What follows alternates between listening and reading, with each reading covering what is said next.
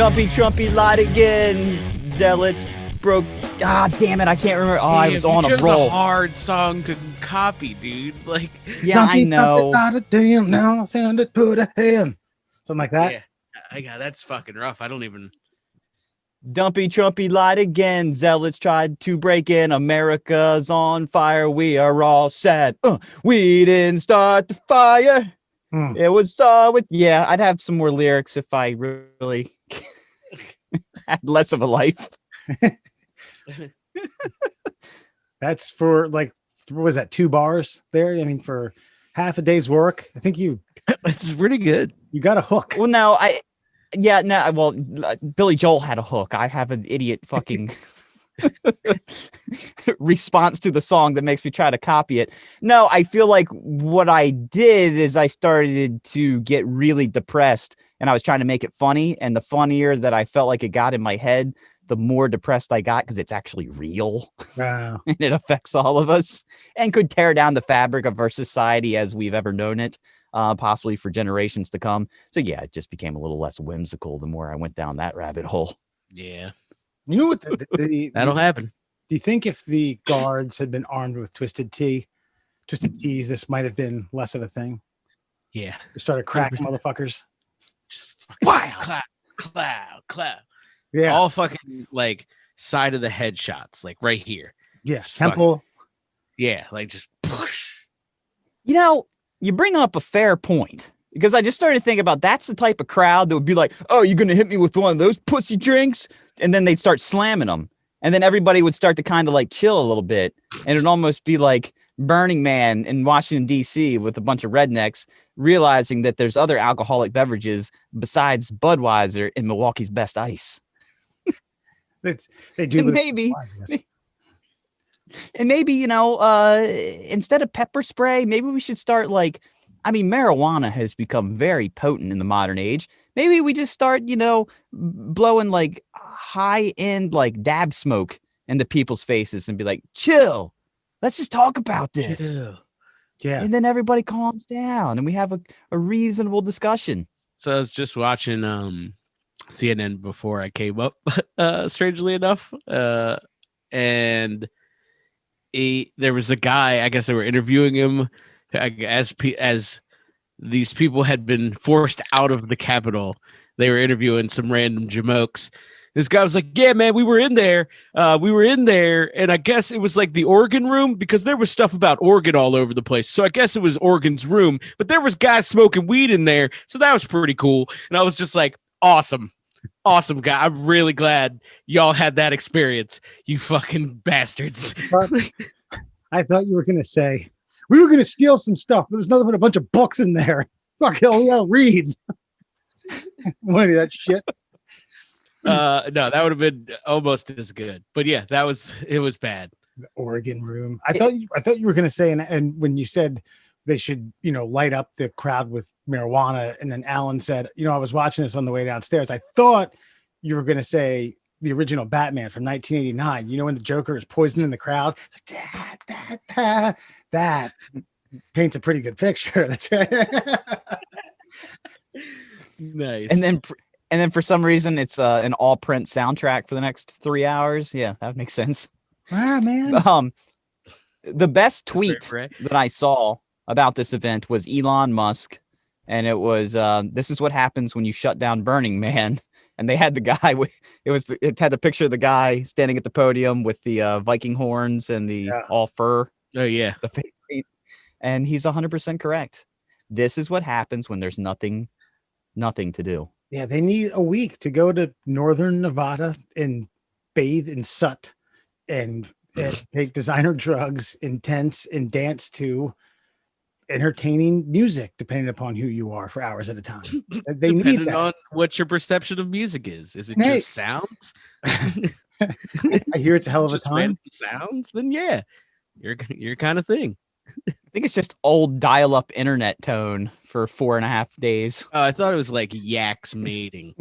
That's what I thought it was. But you know, whatever. I thought Burning Man was relatively liberal. You don't think that there's clowns?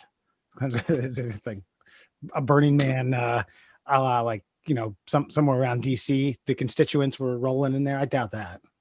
Yeah, that's fair. There's probably some much more twisted, insane version of Burning Man that happens in DC. That thing that Alex Smith broke into. Is it Alex Smith? Not the quarterback from Washington. It's like, Alex Jones. The broken leg was a ruse. He was heisting internationally. Alex Smith broke in to the Millionaires Club and he sold his leg to the devil to make his way back onto the NFL football field. Now, if you don't believe me, I go a guy, okay? I can't tell you who he is, but I know he's in a high-ranking facility in Washington, D.C. Yeah, now, Alex Jones, he went to that ritual that all the elitists go to where they actually burn, I can't remember what they burn in effigy, but they also worship some sort of owl god that I know I've referenced on this show at some point.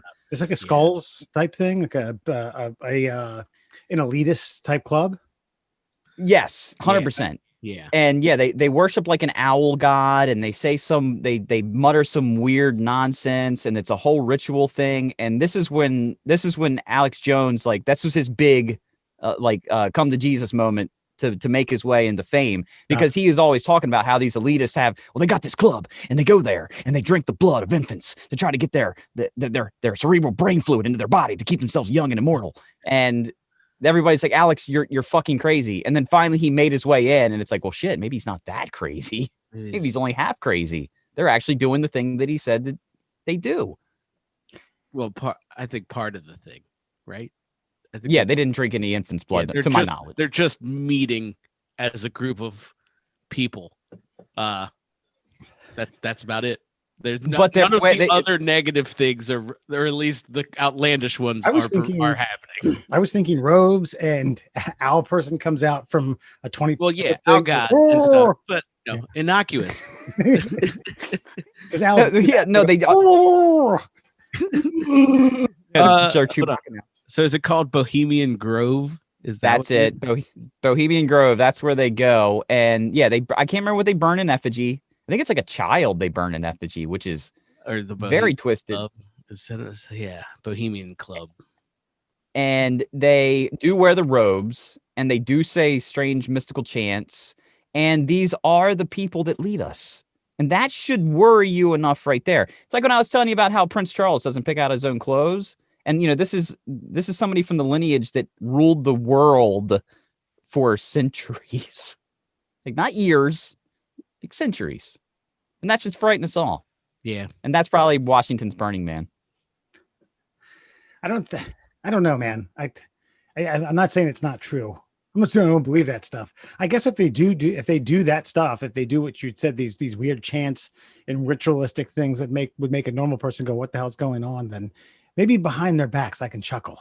Like, damn, you're a filthy bastard, filthy rich bastard. No, this is document. They do this. This comes back to you and aliens. Like, what else do you need? I would have to see a launch. I believe that they do this weird shit. That doesn't shock me. Getting in robes and praying owl god or bird god or Birdman, whoever. I don't know. Michael Keaton, Batman, Joker. Weed smoke. Perfect. Full circle. Bird person. I did. This is, I mean, it's got a whole Wikipedia page, so it's absolutely got to be real. So that's how I see it. It sounds like Murray's got something here. Like I said, I think you should be concerned. You're right. The rich people who do lead our country in many different avenues all meet together and do weird shit. Now, I want to be very clear. I'm delineating that from baby blood drinking, all of that crazy shit, unproven, I believe. But burning crazy owl gods and stuff. I mean, rich white people do crazy shit. I wonder if it was a joke by one of the originators, and they said, "Oh, let's see how long this will go. See how long these dipshits do this stuff." Nobody will ever get in, so nobody will know. Not to bring up L. Ron Hubbard and Scientology again, but that's a crazy maniac who I learned some new information about L. Ron recently, so I would like to share that with you. Okay. So he would get like what do you call that stuff that you put inside your cabinets? It's like paper so that when you put your dishes in there, it doesn't ruin the wood and warp it and all that. Well, he would put that in his typewriter. And those things are like, I don't know, hundreds of feet long if you get the full roll. Yeah. And he would quote unquote spirit write at his typewriter. And that's how he would come up with these stories. And he would just start typing, like no punctuation, and would just go. And that was it. And he would send that to his publisher and be like, I've got a story for you. And that's how he was publishing his nonfiction. Apparently, he's in the Guinness Book of World Records for the most nonfiction ever published. And it is 99.9% garbage. The only 0.01% that isn't garbage is Dianetics, and a whole bunch of celebrity assholes follow it as a religion. Yeah, it's very true. It's crazy. So me and the wife got fucking balls deep into the Leah Remini Scientology shit on Netflix. And that shit's wild. Like, I knew it was wild, but it's crazy wild. Yeah. I highly suggest it. I mean, we could go into it. I know we've got other things to talk about this evening, but we can go into it at a later date in depth. But yeah, that guy's fucking nuts. Also, it's basically just totally all of his words are based on people who told him he was fucking crazy. And then he was like, well, you're fucking dead to me. We're gonna fucking ruin your life. This is our new policy now. Like, that's it. It was his entire life was just getting railroaded by fucking professional doctors and fucking other things. And he was just like, well, my whole religion's gonna be fucking them over. Boop, boop, boop. And that's what he did. You said, yeah, he hated like. You said we don't have, or we don't have, or we have other things to talk about. I was just going to bring up the fact that Billy Joel started out as a country singer, so I don't know how much we really have to talk about. We might be able to dive into this a little bit. I'm just kidding. Hey, I'm here for it. Here's a great L. Ron story. Apparently, he was in charge of some sort of. He was in the Navy, and he was on a boat, and he swore that there was a fuck you. He was in command of a boat, all right? And he swore that there was a Japanese submarine, and he started launching depth charges at it. I think it was off the coast of Mexico, and it was just simply sunken driftwood. It was just under the ocean surface. He's just rolling around, just dropping depth charges on a sovereign nation. I'm gonna get those Jap sons of bitches. He also much of his military record is absolute bullshit.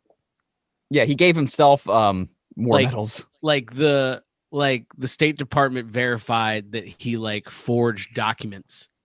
Mm-hmm. You know what I mean? That's stolen valor. I mean, I guess the laws may not have been so stringent as they are now, but you can't make that shit up. Yeah, no. So they I mean, I think they figured it out at a point where they were just like, I guess, fuck it, and he was dead. Maybe, I don't know. But yeah, either way, he wore medals, and somebody checked the medals, and there was medals from the Philippines and Korea, and he had never been there. There was medals from before he served. He had a knockoff Purple Heart. The Purple Heart doesn't have a little emblem on the ribbon apparently, and he had a knockoff. All types of crazy shit.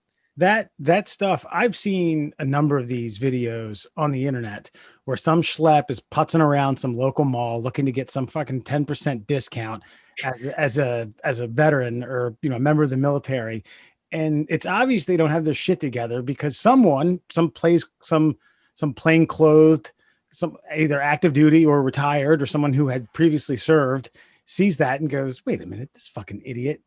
It's totally, I don't know. It's like they don't do their homework. I'm go get my army fatigues on, gonna slap a lieutenant badge right here. They just put a blue blazer on and a white cap, and they're like, I'm a captain. I'm in the Navy. I'm the captain, and this is Tanal right here. Right at the yeah. And I think he had to put up that whole facade because he was like, well, I'm just gonna buy a boat and fill it with children to work it and fucking put it in international waters and call it a religion. So I think it was a whole motif. He had to kind of stick with it. I think the moral of the story is that lesser men have started greater cults. Used to call him we're Steven we're Jones. missing out. Yeah, perhaps we've talked about. I think we know enough about it to at least get the wheels turning. Could be wrong, could be right. I don't know. Did you guys see that our boy Musk took over Bezos as the richest? I don't know if it's the man in the world. I think it's the person in the world. Did you see that? Yeah, Yeah. 185 billion, baby. 185 billion. It's a good thing. Dollars. It's a good thing that like everyone's financially secure in this country at this point in time. It's just, I'm glad everything's really coming up. Millhouse for everyone. Well, here's why I don't hate Elon Musk as the Nah. richest man in the world. Is his mission statement years ago was, I'm going to spend half my money fixing shit on Earth, and then you can critique him for this part, and I'm going to spend the other half of my money building a place on Mars. And his reasoning is, so when we fuck up Earth, and when when half my plan doesn't work here on this planet, we'll have somewhere else to go. It's a pretty admirable thing. I mean, he lives a baller lifestyle, but not like lavish. He doesn't go around like flaunting it, really. He just keeps putting shit in space and building cool cars. That's all I want from my billionaires. I don't know. I thought you wanted like Ted Turner. Seems to be your favorite billionaire, and he shot people, was a sailor, was a womanizer, owned the fucking Braves and the Hawks, and had 3 networks. Yeah, but he's a low level billionaire, like he's a 1 to 2. He's a 1 to 2 billionaire. This is, I mean, once you get up in the hundreds, I mean, I don't know. Bezos is creepy. I don't know what he does with his money. Nothing he does is really extravagant that I can see. He's playing second fiddle to Musk with space travel. And after that, he's just a weird dude that I don't know. But Musk is weird, but weird in this Tony Stark kind of way, which I can get down with. I just feel like Elon Musk could have a conversation amongst intellectuals and then also like crack a beer and smoke a spliff with me on the weekend. Like he's like the best of both worlds. That's fair. You think we could get him on? You think he'd indulge here? Sure. Yeah. We'll send some feelers out. What's By the way, for Cameo going these days? We'll have our producer reach out. By the way, Wes, just to try to get you closer to believing in aliens, he was talking, he did like a live stream thing where people were asking him questions on Zoom, and I don't remember what the answer was in relation to, but he made this statement that blew my fucking mind. He goes, well, if you could really compress the data and study the entire universe as a whole, we would find that the universe is sentient. And you might ask, well, how is the entire universe sentient? He says, because we are. How did we gain sentience if it doesn't exist on the whole at the largest scale? So if we're the smallest form of sentient beings, then the largest form is the entire universe itself. And I just sat there with drool coming down my beard hairs because it made sense, but I have no idea how. Yeah, I'm kind of dumbfounded myself. It probably makes sense. Makes dollars. Makes sense to the guy smarter than me. So yeah. And you know what? He's not burning an owl god in effigy with Hillary Clinton. But I think friends. He's too rich. You know what I mean? We touched on that before, where he's just like, well, fuck you guys. I'm rich. Like there's gonna be no laws on Mars. He was like, yeah, fuck you. No, he said a different set of Elon Musk laws. You know what I mean? What? Yeah, everyone's gonna have to spray Musk. No, all I was saying is his own set of laws. You said law. Well, yeah. I corrected myself. And maybe that's what it is. Maybe he's too rich for these guys. Like the elitist people, they're rich in influence, but they're not rich in dollars. Yeah. Whereas Elon Musk is rich in dollars, so he doesn't need their influence. He doesn't need to try to like coax anybody to doing stuff for him because he can just do whatever he wants. He could buy several second world countries right now if he wanted to. He could probably go down and buy Argentina if he wanted. Just set up shop. Well, man's making rockets. He could just decide to make fucking rockets that kill people at one day. Like so I think the government's just like, yeah, let's leave homeboy alone before he kills. It's a fair point. Not rocket science. God. Yeah. I never really thought about that. Like one day he just kind of like starts twiddling his fingers together. Time for my master plan, and then just nukes us all. He's like, yeah, guess what we're not going to put on the end of this rocket? We're not going to put a fucking minivan with 5 astronauts. We're going to put a fucking warhead on it. Let's see how that works. Like, and I'm fairly certain he doesn't got to go ask the military how to make one. It would be money if he could create something similar to the RV or Winnebago in Spaceballs. It's Spaceballs? Yeah. Okay. Yeah, that would be What's that ship called? It's like a it's not the Millennium Falcon, but it's something like that. I can't remember. I'm getting good in hell for this. I should know this. Oh man, that's gonna kill me. I don't know. While we're waiting, something got brought to light, Andrew, about, and I love story time with Andrew. It's I don't even know if that's a segment, but it's so funny. We were chit chatting here. Brother Dewey Love came down, and we thank him for his visit last week on the middle class holes. I was about to call us by our old call name. Dodged a bullet there. Middle class holes. Welcome everyone. Wes, Murr, and Alan. Brother Dewey Love joined us last week. He came down this past weekend.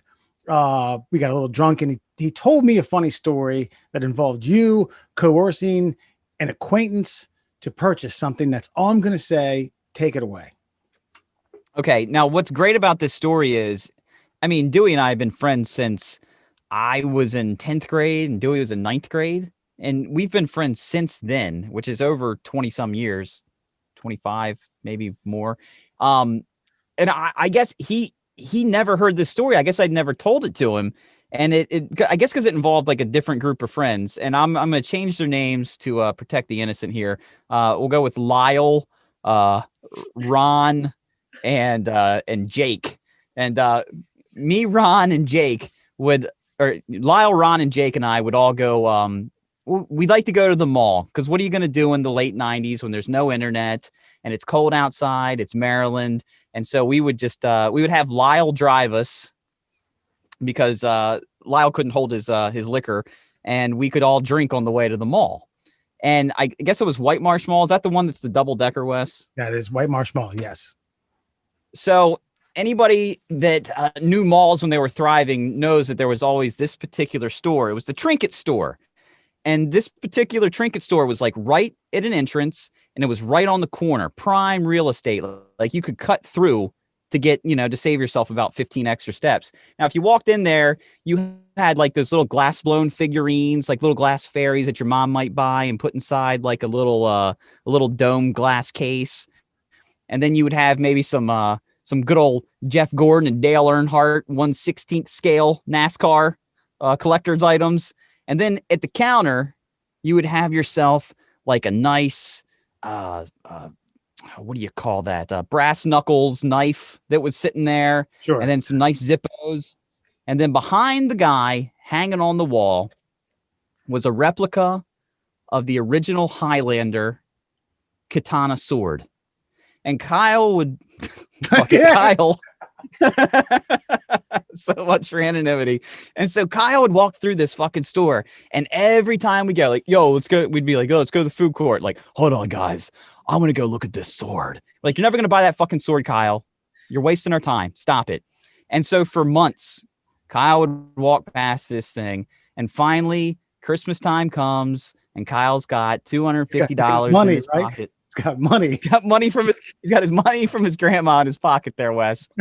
And so what do asshole friends do when somebody's got money in their pocket? They start gassing them up to buy something that they don't fucking need. And so finally we're like, yo, Kyle, you've been looking at that sword for like 6 months. You got the money. Why don't you buy it? He's like, I don't know. I don't want to spend that kind of money. Like, all right, well, we're not going to stop and look at it with you. And he's like, okay, I'll be right there. And so he stays behind. And then about half an hour later, he comes through the food court. He's like, guys, guess what? What? I did it. You did what? I bought the sword, guys. Like, holy. And then, in all honesty, we all got a little like, oh, shit, he bought that sword. Think of all the things that we can do with a fucking katana blade. a fucking samurai sword. How much? So the night goes by. It was like $250. Ooh, I don't even think I'd do that Yeah. now, Let's see. No, let alone like 3/4 my net worth. especially in 1996. Yeah, I don't even know. I mean, that's got to. the only reason I don't know if that the. money is because post Christmas. Yeah, I mean now that'd be like what, maybe $400 roughly in that area. So we're like, oh, where is it? And like, oh, the guy's gonna keep it behind the counter for me.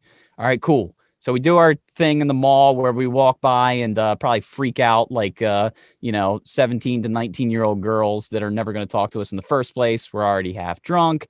We make our way back to the trinket store. We get the sword and it's in a box, like a 4-foot by, I don't know, 8-inch square box. And we're like, all right, what are we going to do with it? By this point, we're leaving the mall. It's 10 o'clock. The mall is closing. So there's no cars in the parking lot. And Kyle's like, all right, guys, here's the moment we've all been waiting for. And he opens up the box and he pulls out the sword and he sets up the box like on the end, right? So it's sitting to where, floor to his eyeballs. It's sitting up perfectly. He kind of balances up there and he gets the sword out of the plastic and it's in its sheath. And in like perfect samurai jack stance, he stands there and slowly pulls the blade out, puts the sheath down, gets both hands on there, and you can just see the silhouette of Kyle underneath the fucking street lamp, just like he looked legit. And as much as we wanted to make fun of him, he's like, guys, watch this. And then just with bated breath, we watch as Kyle gets his arms back in like a perfect baseball swing, comes down at that perfect 45-degree angle, and whoop, hits the box. Box bends in half and flings about 3/4 of the way across the parking lot. The look of just utter disappointment and the mockery he was waiting to hear from us. Of course, we all busted out laughing, but in a way, all of our dreams died in that moment. And then he just starts looking at the sword blade like, it's not even sharp. It's a fucking replica. Like, yeah, it's a fucking replica. Did you think it was forged in Mordor and given to the guy in White Marsh? No. And I want to say is that the subject, Lyle, of this I just remember you dove right into it, and you still painted a great picture because the whole like ceremonial fucking unsheathing and the stance, the perfect thing that he's probably been choreographing for the last 4 months. But this guy was pretty gullible. It's pretty goofy, and the fact that you guys like gassed him up for him to do it, and then for him to get super ninja on you in the parking lot of a fucking mall. Watch this.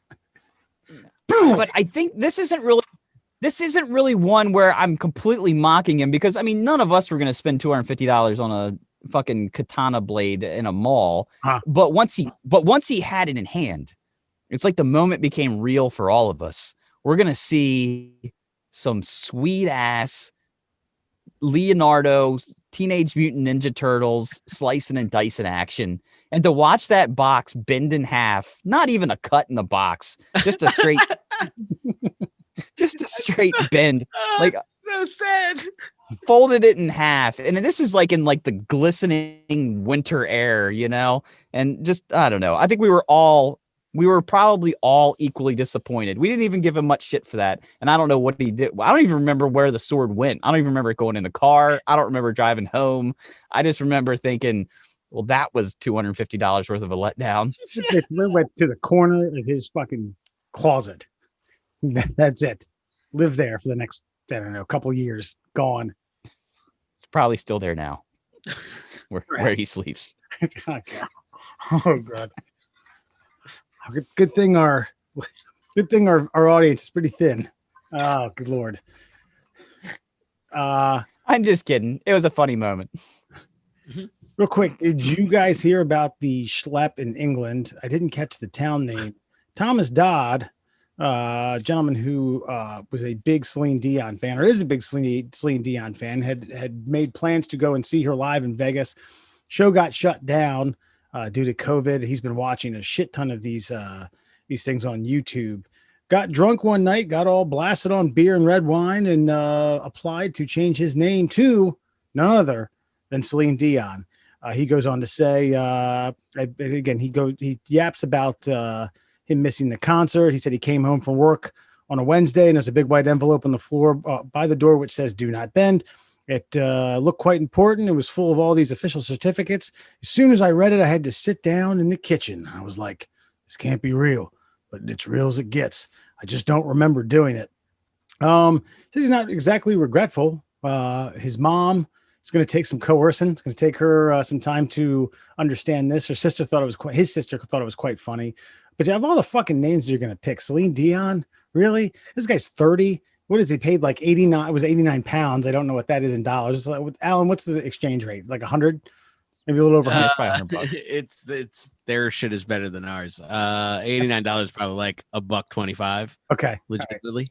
I thought it was $1 to $1.12, but maybe that's the euro. Oh no! Like when we were there, it's like $1 to like 130, almost 140. Okay, I'm thinking of the euro then. Go. All right, yeah. So Murray's like, yeah, tag me. Come on, let's go. Yeah, go. No, I mean that's not a high price, for forever, which is what this is now. Yeah, I it's just, it's a dude. All the gender stereotype stuff aside, he's going to be known by this female name forever now. So I don't know, whatever. It's kind of funny. Is his life going to be ruined by this? Probably not. Celine, is that a gender neutral name? Like, I don't know. Like, I can't think of any like Pat. Start speaking with a French accent. Just lean into it. You know what I'm saying? I think, and you'll be okay. Yeah, taking your advice, Murray. Just lean into it. Yeah. Or can he just still call himself whatever he wants? I mean, yeah, maybe on his legal documentation, he's got to refer to himself in a certain way, but can't he just still go by like Dave or whatever his fucking name was? I don't know. That's a great drunk story, man. I mean, that's a great story that you could have your 15 minutes of fame with, as we're seeing now. I imagine, where's he from? Is he from England? Yeah, it's some town name that I couldn't figure out. What does it matter? From okay, so they've got late night talk. They've got late night talk shows over there. Is my point. From Tamworth, Staffordshire. What? You know about that place? Tamworth, Staffordshire. There you go. Yeah. Here's the bottom line. No one wants to live in Tamworth, Staffordshire, okay? So this might be his opportunity to get out of Tamworth, Staffordshire and go around, do the talk show circuit, maybe end up on that Graham Norton show for a few minutes. And he could be like, dude, you could go on Cameo and you could go and say, hey, would you like a cameo from Celine Dion? He's not lying. Ooh, I don't know. There's got to be some. I'm certain she has some copyrights or some likeness to that name. You think? Can you do that? Just your name? Yeah, Stone Cold did it. All the wrestlers did it. That's a fucking Stone Cold is a character name. Can you do that with a government name that can I just be like fucking Ron Johnson? That's mine now. Fucking you're named Ron Johnson? Pay me, motherfucker. You know what I mean? Like. I don't think it works that way. Real quick. I feel like I met a wedding DJ named Don Johnson once. That's all I'm going to say. Nice. I think there was a court case not too long ago of a current celebrity that was fighting somebody for their name. Like, I don't want to say it was Beyonce, but it was somebody of that ilk that was like, no, because I make money off of this name and you can't. I make money off of this name because of the product I've created, so you can't have it too. And it was almost like, well, wait, my parents just gave me this name, motherfucker. Like, almost like they were forcing the, no talent person to change their name so that they couldn't profit off of it inadvertently. Yeah, which is what would end up being happening. I think that was that country group, Lady Antebellum, which Lady A. It has guys in it, which. That doesn't make any sense, but either way. But yeah, I think when they went to Lady A, there was like a soul singer or something whose name is Lady A. And they were like, hey, so, fuck off because you're not famous. And she was like, fuck you. This is my name. I think you're right. and she had it first, whereas they changed it to that, but they were like, yeah, but we're more established than you. Yeah. And she's been like, yeah, but I have had it for like 2 decades, and I'm kind of established. You just don't listen to jazz and soul because people don't. So it's not your fault. It's really mine because of the art that I produce. But either way, still been doing it for a really long time. Yeah. What would you change your name to, Wes? If you could go by any name you wanted, what celebrity name would you change it to? I feel like a broken record because I mean I'd probably go Ric Flair, but That'd be solid. I don't know, man. You have to spell it different though. It'd be like Rickflare. Yeah. I also feel like McLovin would be really funny. That's it gets like a generation of people.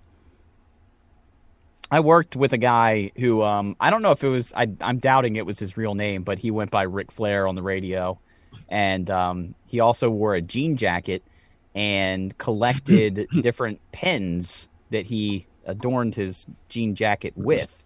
So it was actually more brass than denim at that point, and like in Office Space, like more flair. Oh, he was winning the flair game, my friend. The Ric Flair, get it, Oh. get it. And he got it, and he definitely wanted to make sure you did too. Ugh, that sounds like a delight. Yeah. Alan, who are you changing your name to? That's a good question. Jewel? Jewel. Alanis. Is that cheating because it's so close? I have no idea. So close to what? I don't know. Is that a cop out? Call me Katy Perry. Because it's Katy Perry. I don't care. I don't know. Honestly, I really dig my name because there aren't any Allen. So I don't want to change it, but I'd fucking go with Alanis if I had to, because at least it keeps some of my soul. But I'm now a lady singer.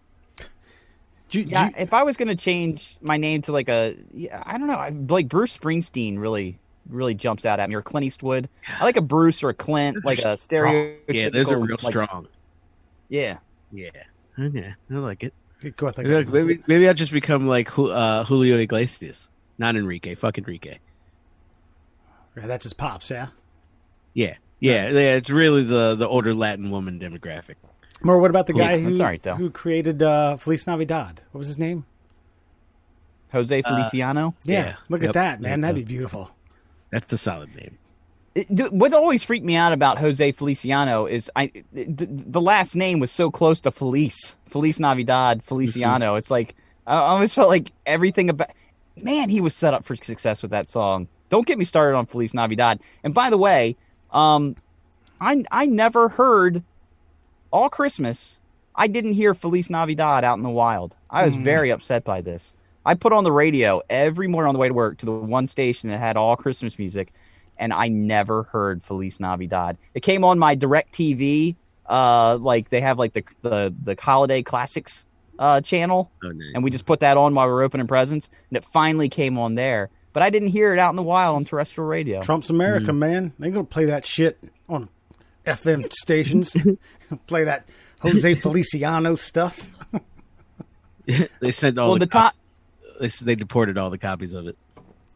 The top 2 songs at Christmas are that song, Feliz Navidad, and then Mariah Carey. Yeah. All I Want for Christmas Is You. I saw something silly that song makes her like $1 million in a month.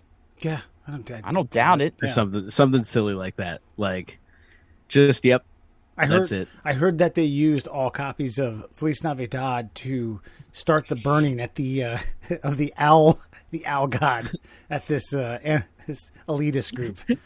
Now we're gonna burn the owl god with every known copy of Jose Feliciano's Feliz Navidad. Those things are on constant print. They're just coming out. They're just coming out of every recording studio, minute by minute, year by year.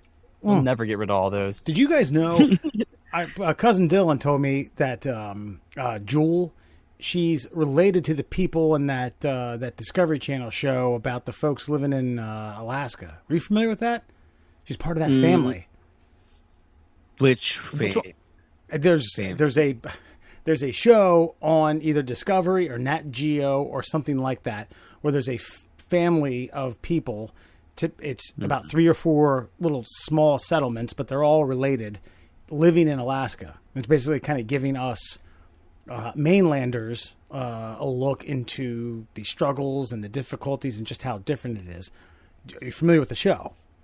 So I'm not familiar with that show, but I am familiar with pretty much every other fucking Alaska show, which is why I was asking you, what's the family? So I'm going to have to check that one out. Well, if you could give me a name, that'd be great. Okay. Wild Alaska. Alaskan bush people. Oh, is Yes. that the it? one? Okay, that's the one I haven't watched. Okay.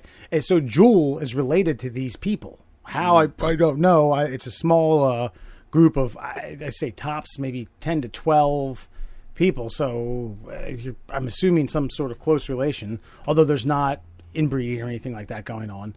So I don't, who knows, but she made it out and she's international. She's making hit after hit after hit.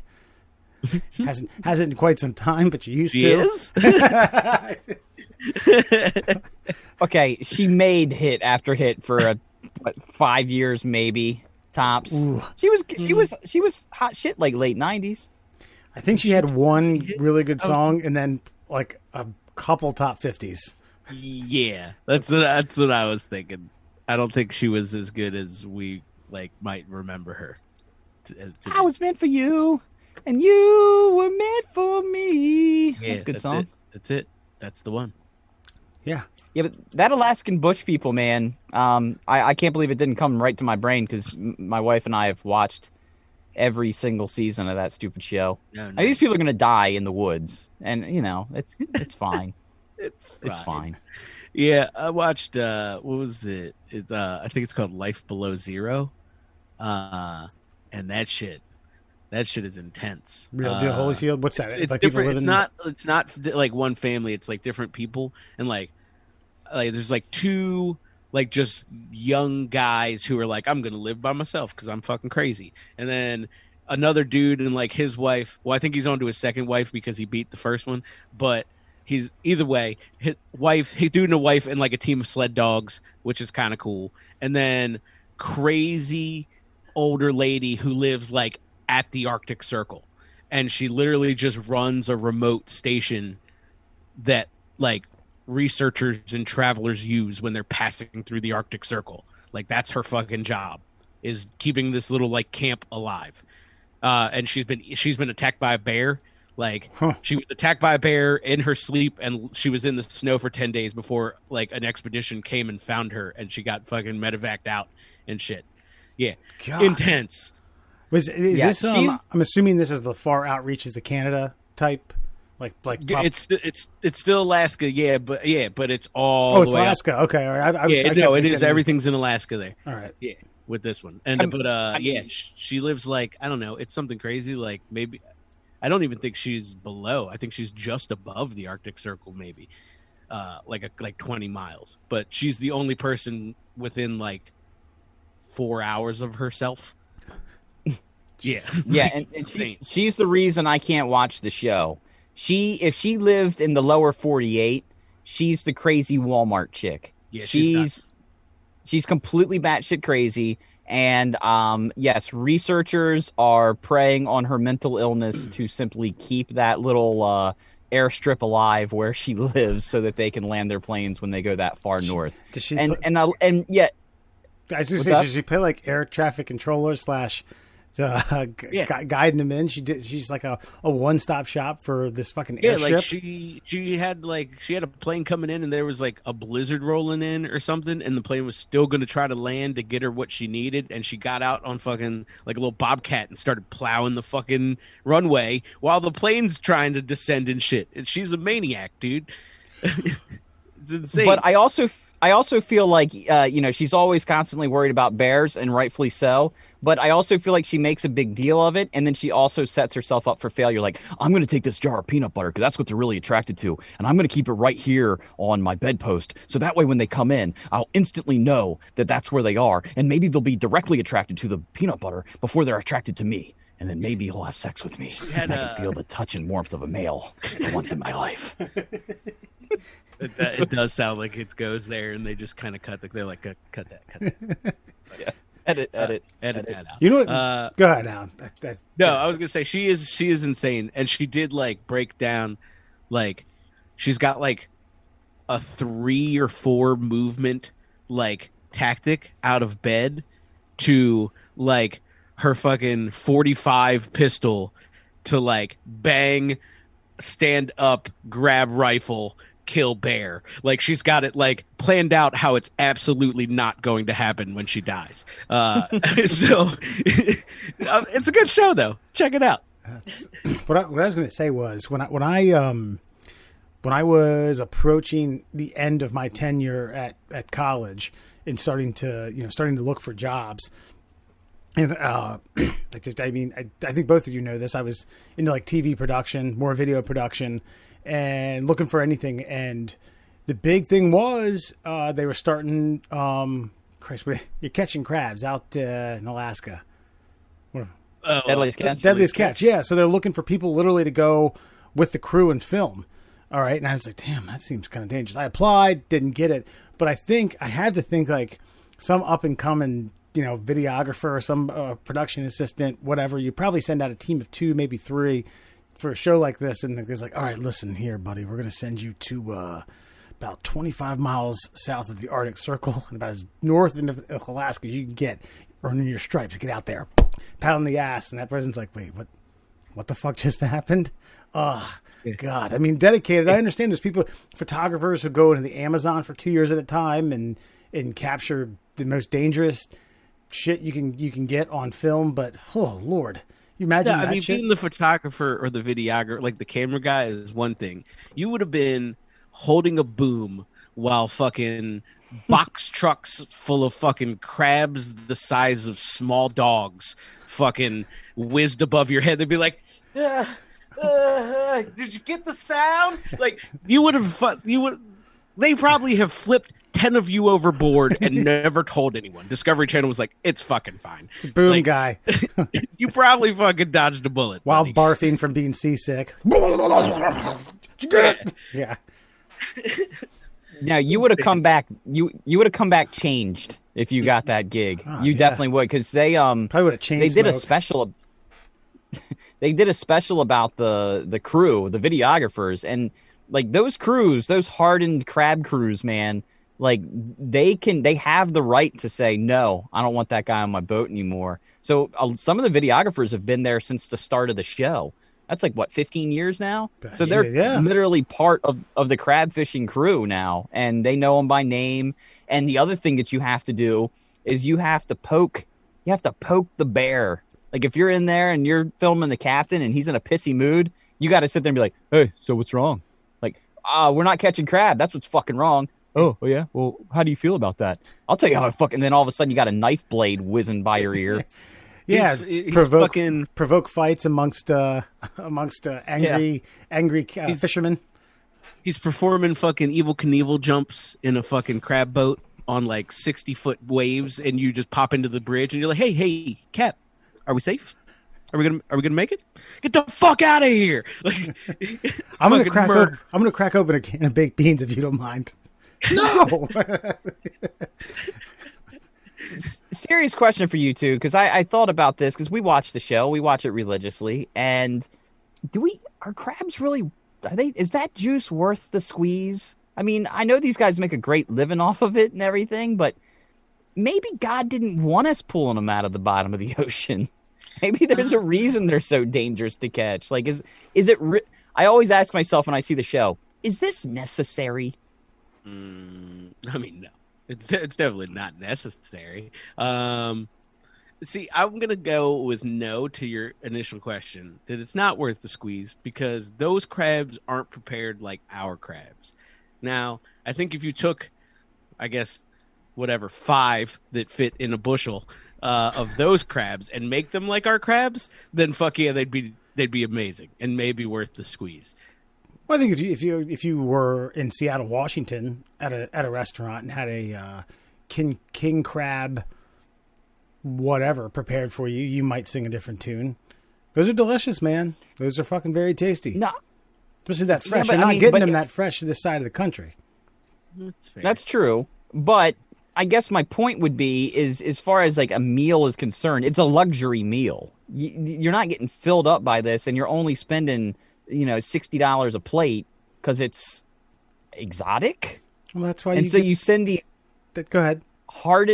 You send these hardened blue collar guys out to potentially their death to grab you some sea spiders to spend like a week's paycheck on a dinner of 4. Like, it just doesn't seem reasonable. I mean, I know it's the American economy and sometimes we like create things to create jobs, but I don't know. They're fucking sea spiders. Is it worth it?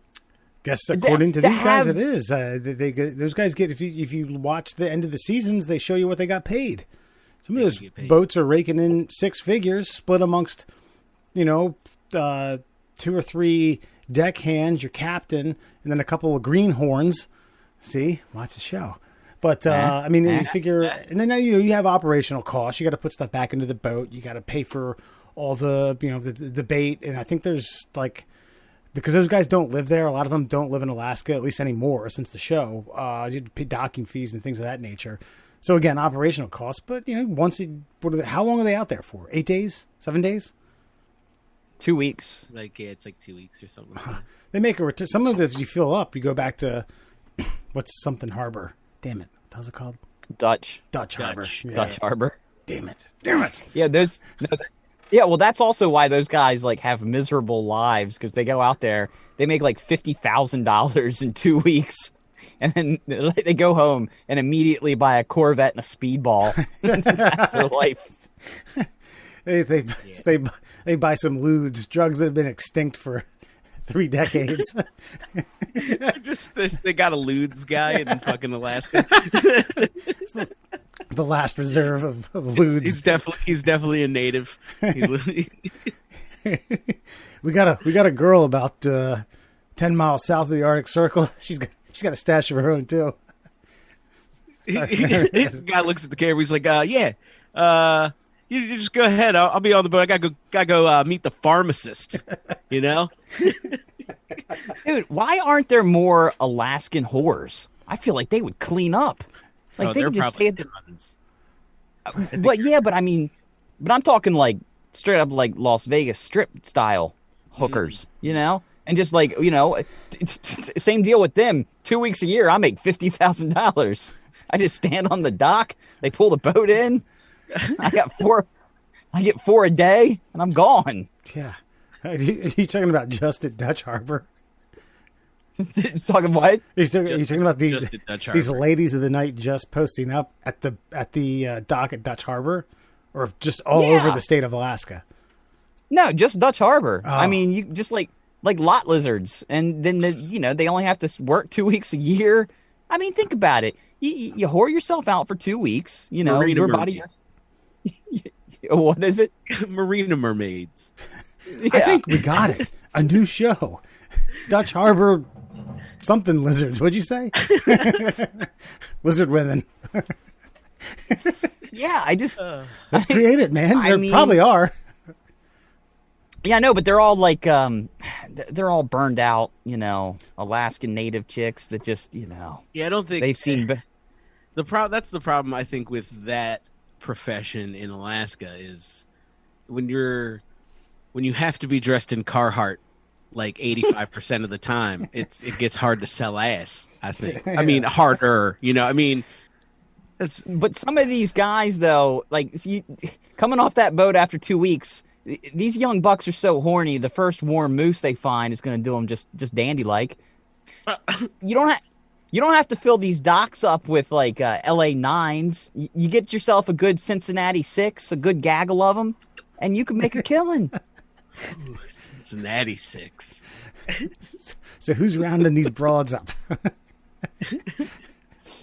I don't know. I mean, we've talked about starting cults. I didn't necessarily want to go into the pimp business.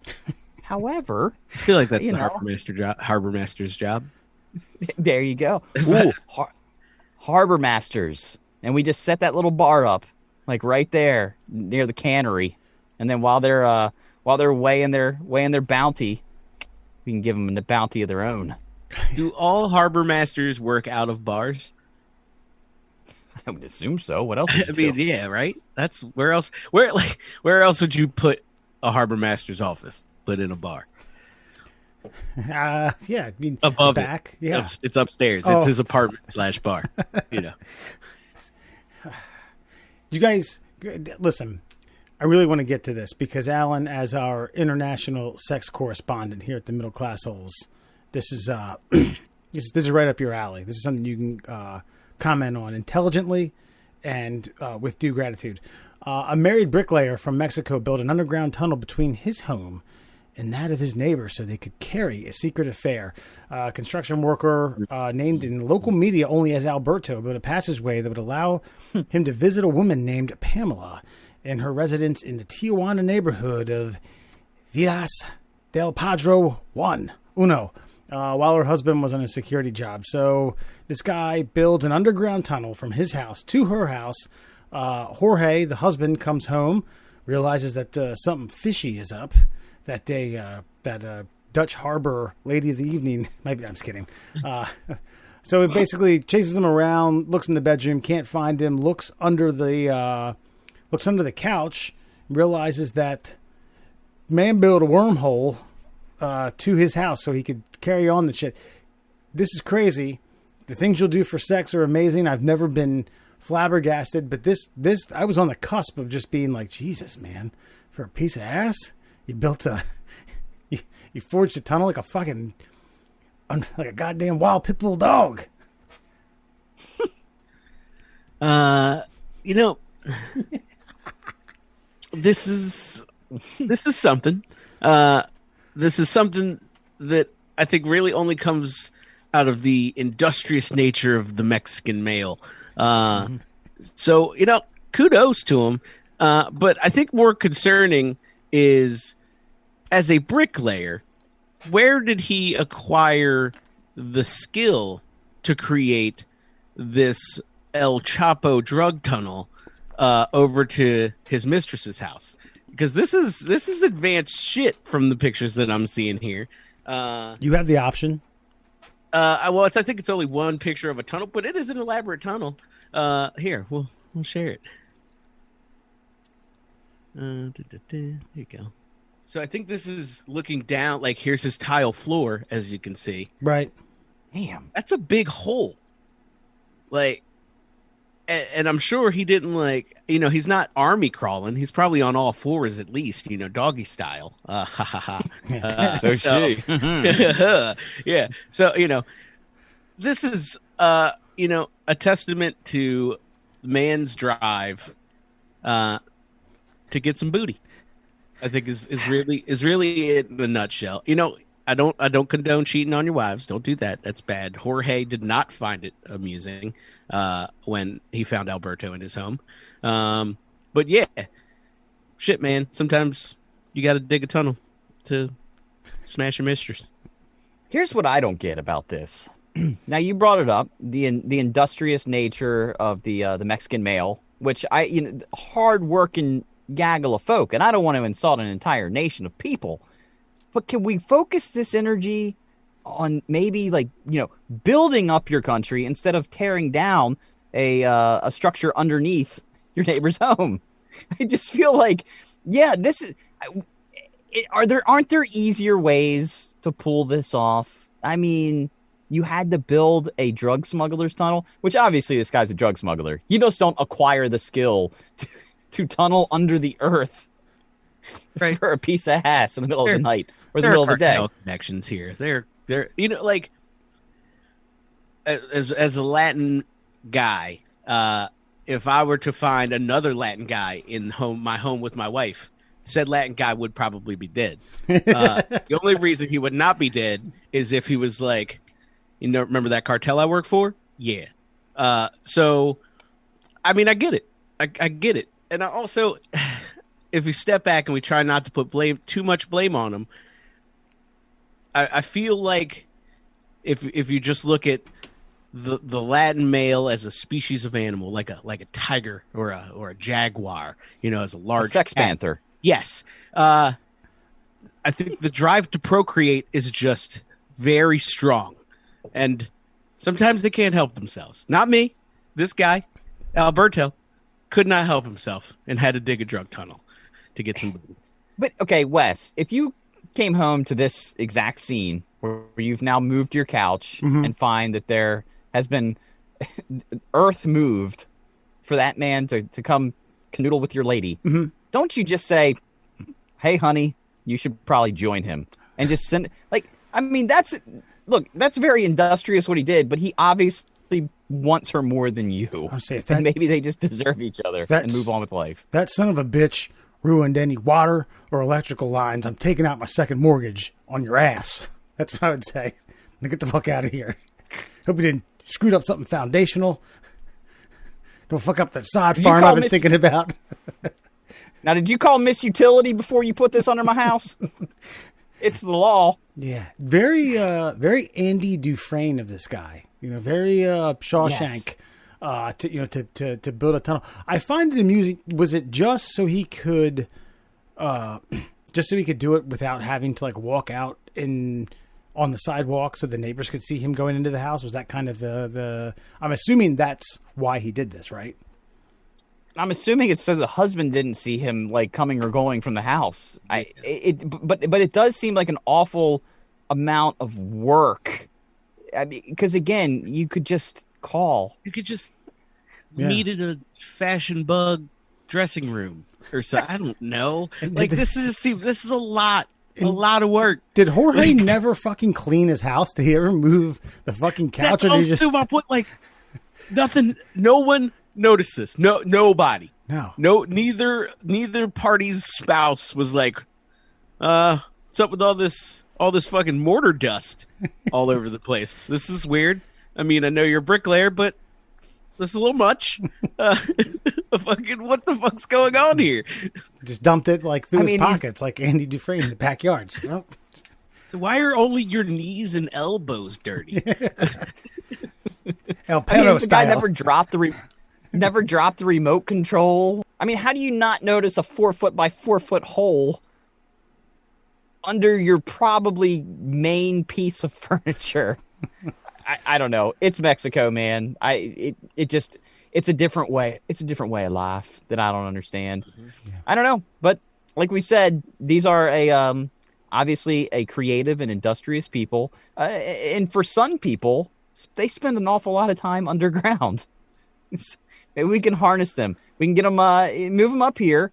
Elon Musk can hire them for his tunneling company. And, maybe we can find some underground highways for everybody to go cheat on their wives with. How long do you suspect this took? I mean, the affair, okay, say it goes on for a month.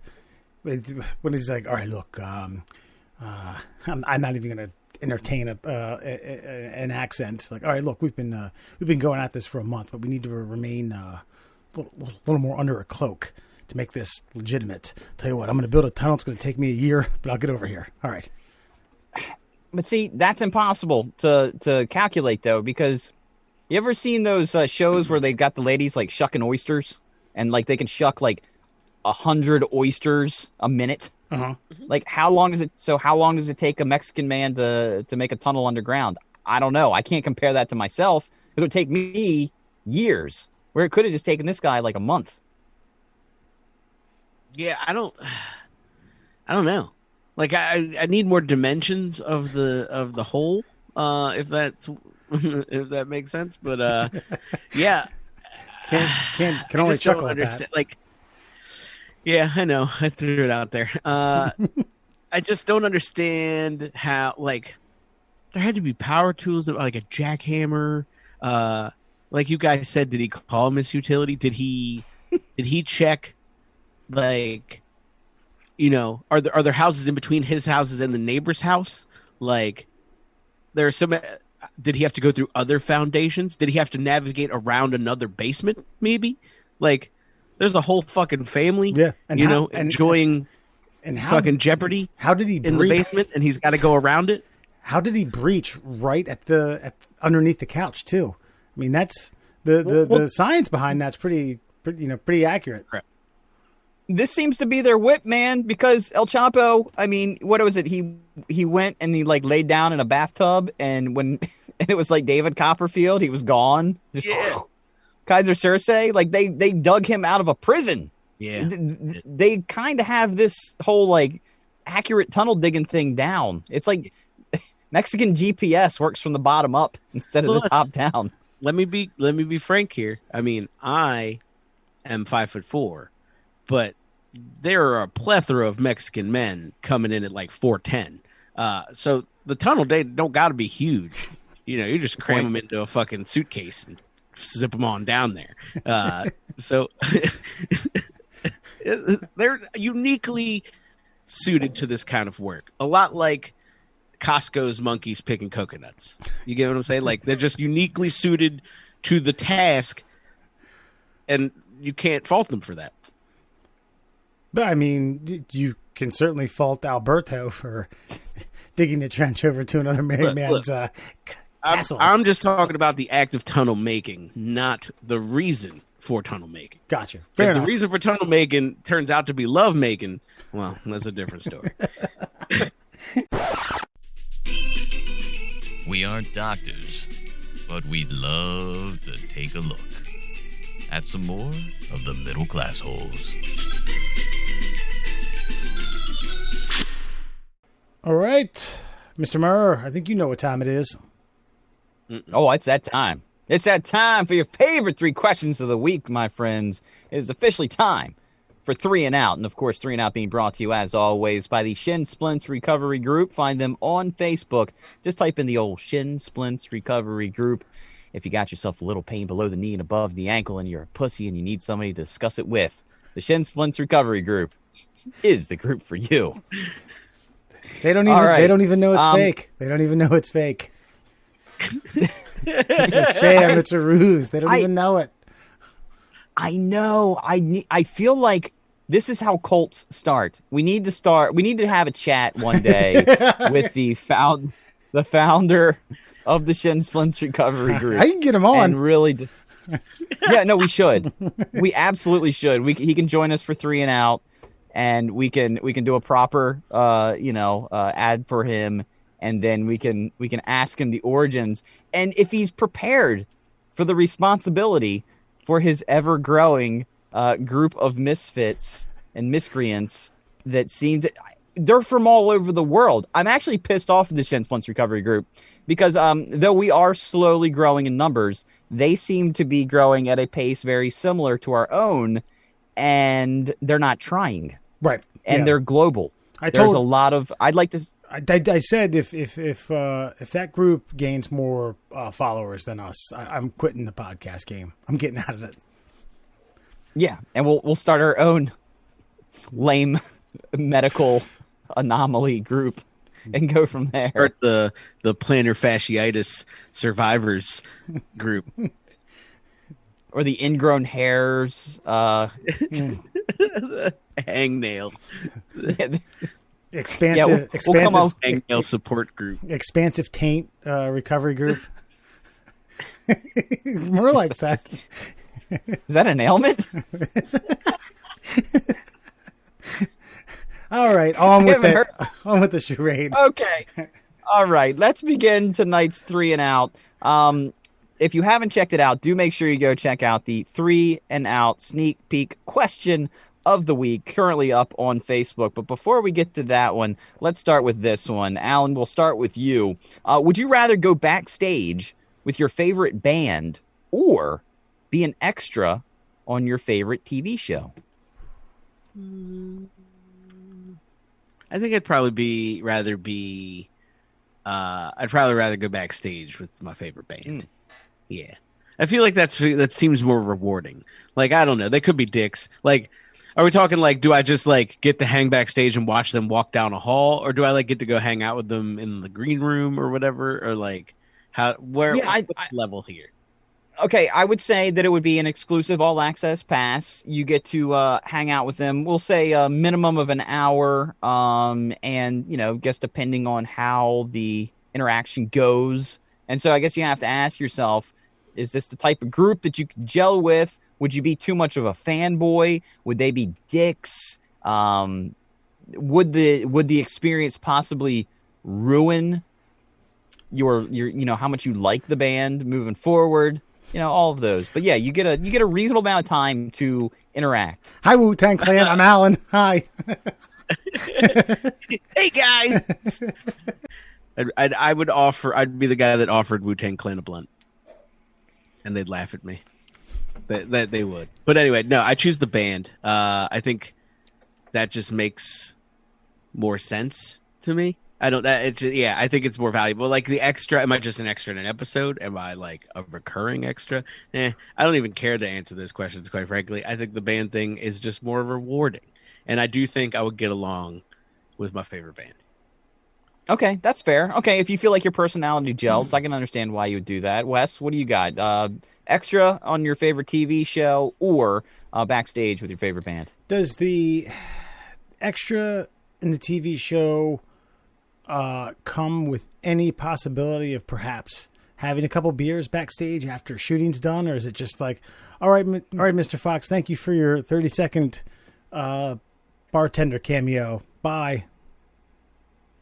I guess that would actually depend on you, really. I mean, if you feel like you could work that would definitely be your in to getting to meet the actual stars of the show. I mean, and by the way, you're a rather funny guy, whimsical, off the cuff.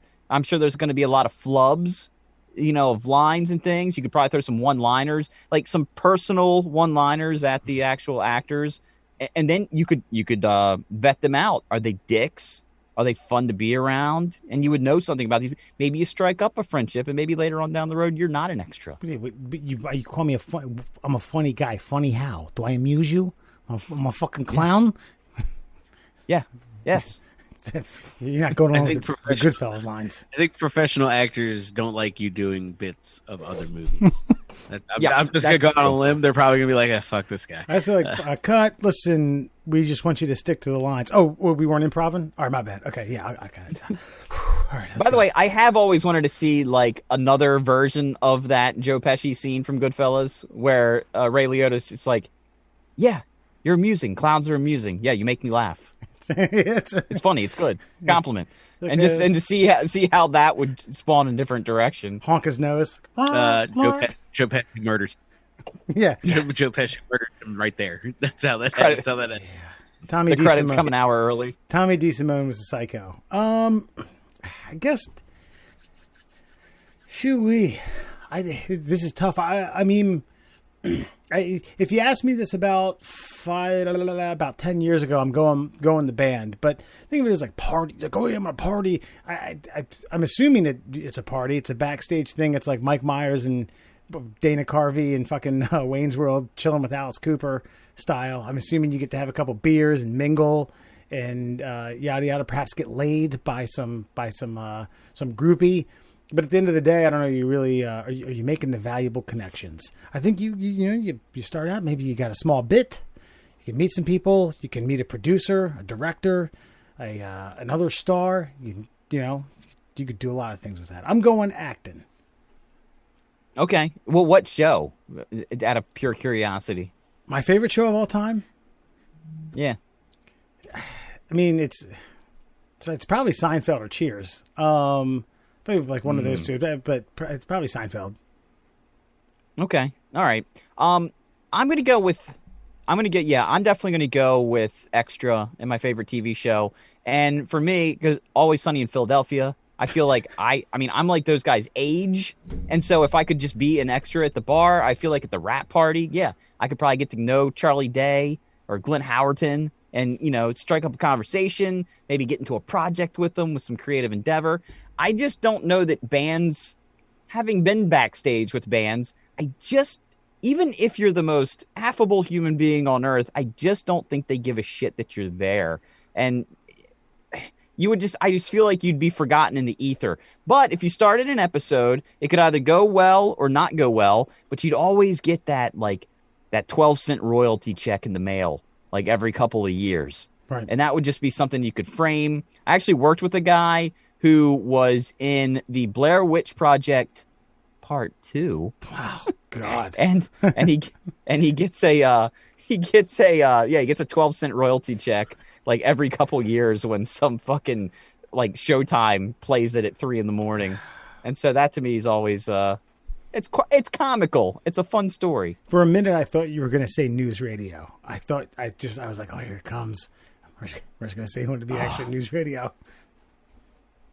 That would be that'd be better because then I would have known a young Joe Rogan, and then I might be sitting a little pretty. I might be moving to Austin next week. There's a chance you could have met Andy Dick and taken that route too. Just think about it. It's a coin flip. Who would you have hitched your wagon to? Yeah, At that point in time, be like, all right, nobody really knows Joe Rogan. He's not Joe Rogan yet. He might host Fear Factor or Andy Dick. Enough. Joe Rogan was my favorite character on that show, even though he played like the bit part as Joe, like the utility maintenance man guy. Right. He always had the best. He always had the best bits. News radio. I can't believe that wasn't a higher rated show than it was. He always says it's because they kept moving the time slot around. Well, you're also a great fucking show. You have Seinfeld, Friends, and then to a part of it Frasier, and then a bit Seinfeld, Frasier, Friends. You're going up against some heavy hitters in the in that era. Yeah. And by the way, Wes, just for you, considering you said Cheers or Seinfeld, I would go with Cheers. I feel like that crew, your Ted Dansons, your John Ratzenbergers, your George Wentz, your Woody Harrelsons, like that would be a more fun crew to hang out with than Jerry and Jason Alexander. Yeah, they don't seem. Maybe it's just me. They just don't seem like fun to hang out with. They seem fun to them. You know what I mean? Yes. Like they're not funny to like everyone. It's a whole fucking successful series of everyone that the main characters encounter hates them. Yeah, except for their parents, and even their parents fucking hate them. It was a show about nothing, performed by dicks. Yeah. Well said. Sorry, Yeah. didn't mean to burst your bubble. I apologize. All right, cheers. All right, question number 2 in tonight's 3 and Out. Okay, Wes, we're going to start with you. This is a little outside of the box, which I know you guys love, and they always go really well. If you could become an inanimate object for a year, what object would you be? God.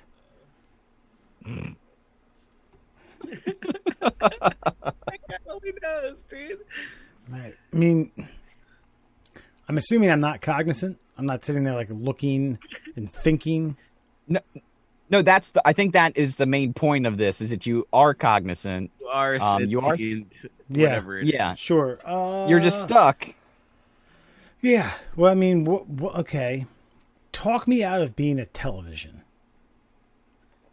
Okay, because I'll talk you out. Okay, because generally, if someone's engaged in watching a television, you're just looking at a mouth-breathing moron who is consuming nonsense that you in turn can't see because you are the television. So you're pointed away from the action. I didn't know my eyes were looking outward. I thought maybe I'd get to be able to enjoy what myself is providing. You get to watch yourself. Well, I mean, okay, and the flip side of that, like you could be a radio, and then you know you'd at least be able to enjoy that because it's an audible entertainment form. If you were a hot dog, would you eat yourself? Mm. That's basically what you just came up with. Let me. I want to watch myself. Yeah, maybe some sort of prop on the set of a porno. Like just get to watch fucking all year. Well, if nobody came up with anything, I was going to go with like a, I don't know, professional ladies volleyball locker room shower head. That might be a good one. Only lady volleyball players shower there. That's it. That's it. Okay, there might be some pitfalls. That's the problem. Like, yeah, you get installed in the men's locker room. You got shit out of luck. And when do you go back? Like when you are replaced as an inanimate item, or like how does it work? When do you cease being that item? I mean, after the year, this is Oh, it's just obviously, here. Okay, sorry. yeah, it's obviously like a mystical spell that will never come true, and it's a fictional question that will never happen, Alan. So in that respect, I will not answer your question. You wake, That's you fair. wake, you wake up, you wake I'll up, allow- you wake up naked with a bunch of goo all over you, right next to the object that you were.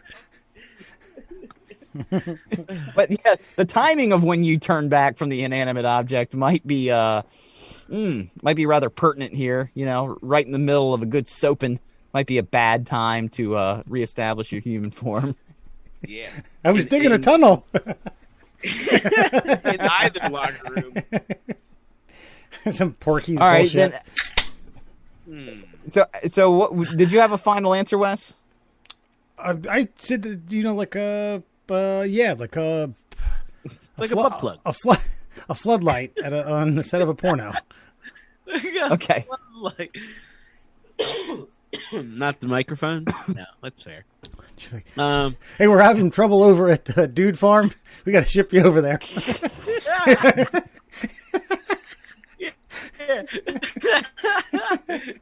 All right, Alan. Oh, man. Inanimate object, huh?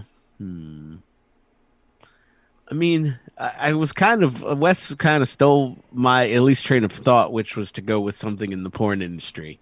I think if you're a sex toy, you run the risk of being used in a manner that you might not want to be used. So floodlight, I like it. I'm cool with it. I feel like, man, what? Maybe just like a random piece of furniture on the set that isn't the bed or the couch. Like an end table, or like because you get moved around. Typically, I'm an inconsequential enough piece of furniture that I'm not getting fucked on. You know what I mean? Like, I'm not a dining room table. I'm not a fucking pool table. I'm not a sturdy coffee table. I think that's where I'm going. Fucking small IKEA furniture. On a porn set specifically? Well, yes. Yeah. I mean, I think that's where you get the best bang for your buck. Literally. Yep. Jinx. I've been dropping them today.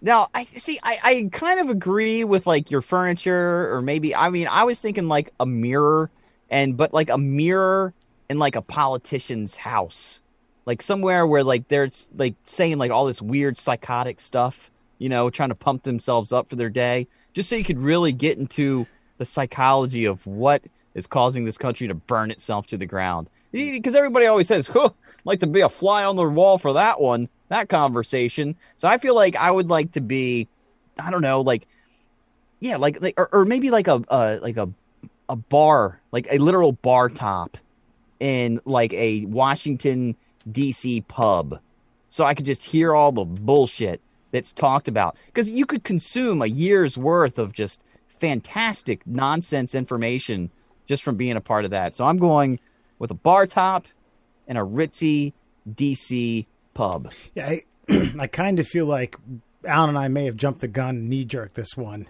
jerked it literally. Yeah, is because smart. I feel it was like we'd be sick of it after like 2 weeks, and then once a year was over, we'd be like totally deluded from sexual stuff. Like, oh yeah, I've seen it all. Nothing really arouses me anymore. Like I'd be a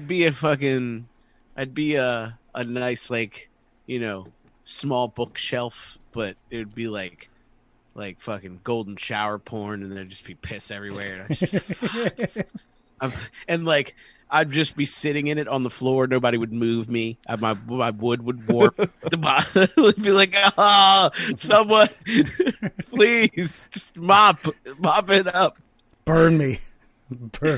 Yeah, I was gonna say, throw me in the fire. All right, and your final question in tonight's 3 and Out, and this, of course, was our 3 and Out sneak peek question of the week. If you'd still like to answer, you can head on over to Facebook. Just type in The Middle Classholes. If you have not liked and followed us yet, please do so there. And it reads as such: what cartoon world do you wish you could live in for a week? So a fictional cartoon universe that you could live in for a week. Now, I do want to get to your guys' answers, but I got to say, the middle class whole family out there actually put up some fairly good examples up here. The gift game was Brendan rolling. put up. Yeah, the gift game is on fire. Brendan put up Ren and Stimpy. Now, I don't want to ruin your dream there, Brendan, but that is a bad acid trip, deprived of all humanity that you would like to be a part of for an entire week. Ren and Stimpy, like I remember sneaking down to the basement when we first got cable. That might be the first show that I had access to when I finally got cable in high school. And that thing gave me fucking nightmares. Ren and Stimpy was a terrible show aimed at children, but packaged for adults. It was a terrible show. I mean, it was more bizarre than entertaining. All right, let's not kill this guy's dream. All right, come on, can move on. Fuck. No, I'm saying, well, I just wanted to get your thoughts on Ren and Stimpy because you guys are younger than me, and I just wondered how it fucked you guys up. Yeah, I mean, it had its moments. It was funny. But yeah, do I want to live in that paradox for 7 days? No.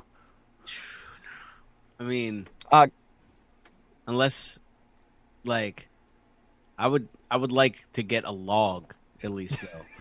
Like, I feel like that. I feel like that accomplishment alone would be kind of cool. That's fair. Some kind of with you, Brendan. I'll tell. Well, that silver linings, you know. Yeah, I don't. Ren and Stimpy's rough. I don't know that I could roll with that one. That's my favorite part of Ren and Stimpy was like the throwaway cartoon that they did with that like that superhero that had a toaster for a head and flew backwards. Yeah, fuck. What was his name? I don't know what his name was. I don't know, but and then he had the overly expressive butt cheeks. Yeah, and he flew through the air. There was also a good one where they were trying to hang him, and I think Ren had no neck, and so they couldn't get the noose around it. And Stimpy was so light they just kept flopping in the wind. Yeah, powdered toast man. That's right. That's it. Powdered toast man. Forgot all about that. And the creator of that apparently was as weird as the show, and he had kids writing into him, and apparently some 16-year-old girl wrote into him, and he kept a correspondence with her until the day she turned 18, and he invited her over, and then they started an affair. Jeez. Yeah, and his entire staff quit on him, and he was a megalomaniac. But moving on, Crystal put down the I think this is the Magic School Bus. I don't ever remember watching this one. I did watch that show. That's a good show. It seemed like a psychedelic, like an actual psychedelic information show, though. Like you learned stuff there. Yeah. Well, it always started innocuous. Like every episode, pretty like same frame. Like kids in the classroom, and kids like, Miss Frizzle, where do babies come from? And she's like, oh, I'll tell you, kids. And then the bus like zorps into a fucking ovary, and she begins telling them how the fucking life cycle works. So it is insane, but educational.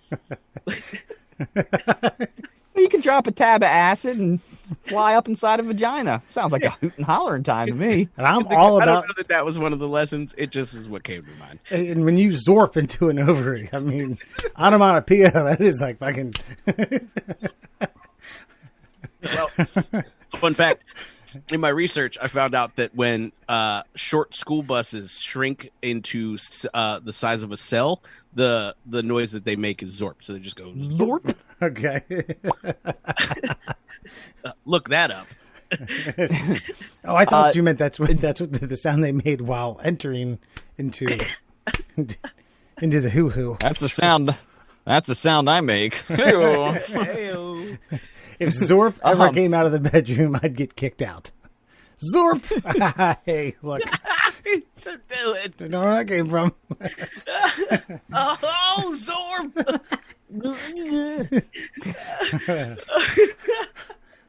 Josh wrote in with South Park. Would South Park be fun? I mean, maybe. There's a lot going on. That's definitely not as bad as the Ren and Stimpy world. But South Park always seems to be on fire or under attack from something, or some kids are fucking with all of humanity, practically tearing the fabric of society apart on a weekly basis. So, I mean, would it be an interesting place to live for a week? Yes. Might there be consequences? Absolutely. I mean, it's entertaining nonetheless. Yeah. Yeah, I don't know. It depends. Do I get? Am I stuck in early South Park, or am I stuck in later, heavily Randy Marsh South Park? Because I feel like the town takes a drastic turn. And I think You that know, one of the main questions I'm going to have, and is are you an extra, or are you part of the main crew? Are you kind of dabbling? Are you like are you like Butters? You know, you got a little outside role. More importantly, can I be Canadian if I want to, so that I have the split head? I'm sorry, I'm gonna have to go. I'm gonna have to go no with Canadian. Okay. But I am gonna have to go with yes, extra Wes. Which actually makes your time in South Park much more dangerous, because they are very liberal with the amount of unknown characters that they slay in that show. Yeah. You know, you die there, you come alive here. I mean, that's true. Eli puts in Scooby-Doo. Do you really want a mysterious pedophile that you have to track down week to week living in the Scooby-Doo world? I think it really depends on who you are. You know, if you're Fred, I think you got it pretty cushy. You know what I mean? They kind of treated Shaggy like shit. They treated him like the stoner fucking fuck up. I was gonna say they treated him appropriately. But he accidentally solved all the fucking shit. So did they treat him appropriately? That's a fair point. Michael, singing guy Bartowski, puts in the Looney Tunes world. Now, I don't know. I mean, at least nobody dies in Looney Tunes, and it would be nice to shoot somebody in the face with no consequences. So I can kind of get down on that. I was gonna say, yeah, I think that one for me, it'd just be like I get to shoot somebody's nose to the back of their face. Yeah. It's a win. Yeah, so it'd be, with a gun that it would goes be Zorp. nice to Zorp. Or a gun that just goes bang with the fucking little flag. Yeah, I don't think Yosemite Sam has I don't think he's allowed to carry firearms anymore, unfortunately. Yeah. Actually, I don't think Yosemite Sam's allowed to exist anymore, if I'm being perfectly honest. That's right. Okay, but back to us. Do you guys have any contributions that are contrary to our Facebook submissions? Yeah. What did you say, Wes? I can't even remember now. I haven't answered. Oh, you haven't now not said anything? No. I thought we were talking about. I just continue to say Zorp. Yeah, the animated Cheers, the animated series. Boom! Look at that. Cheers, the animated. You never watched that? Animated series. Okay. No. I mean, is it to me? I like. Yeah. There's a lot of. Do I go childhood type stuff? Do I go more recent with some of these shows that I really like? I think Bob's Burgers and Rick and Morty are fucking hilarious from top to bottom. I'm gonna split the difference somewhere in my early adulthood, but still super immature bullshit. C-Lab 2021 on Adult Swim. I think being a crew member amongst those fucking bozos would I would lose weight from my gut hurting from giggling so much. And of course you get Captain Murphy to do whatever you want. Oh man. Yeah.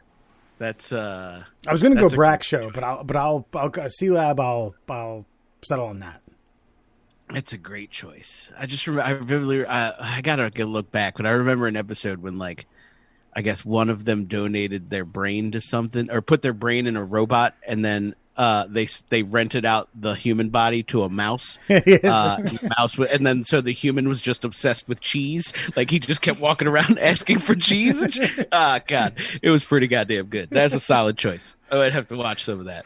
And I'm with you. I was Rick and Morty was up there because I think for a week in that world, there's a lot that you can experience. Right. A week in that multiverse. There's a lot going on. But I settled on American Dad because I would love to spend 7 days with Steve and Anita Smith and fucking Roger.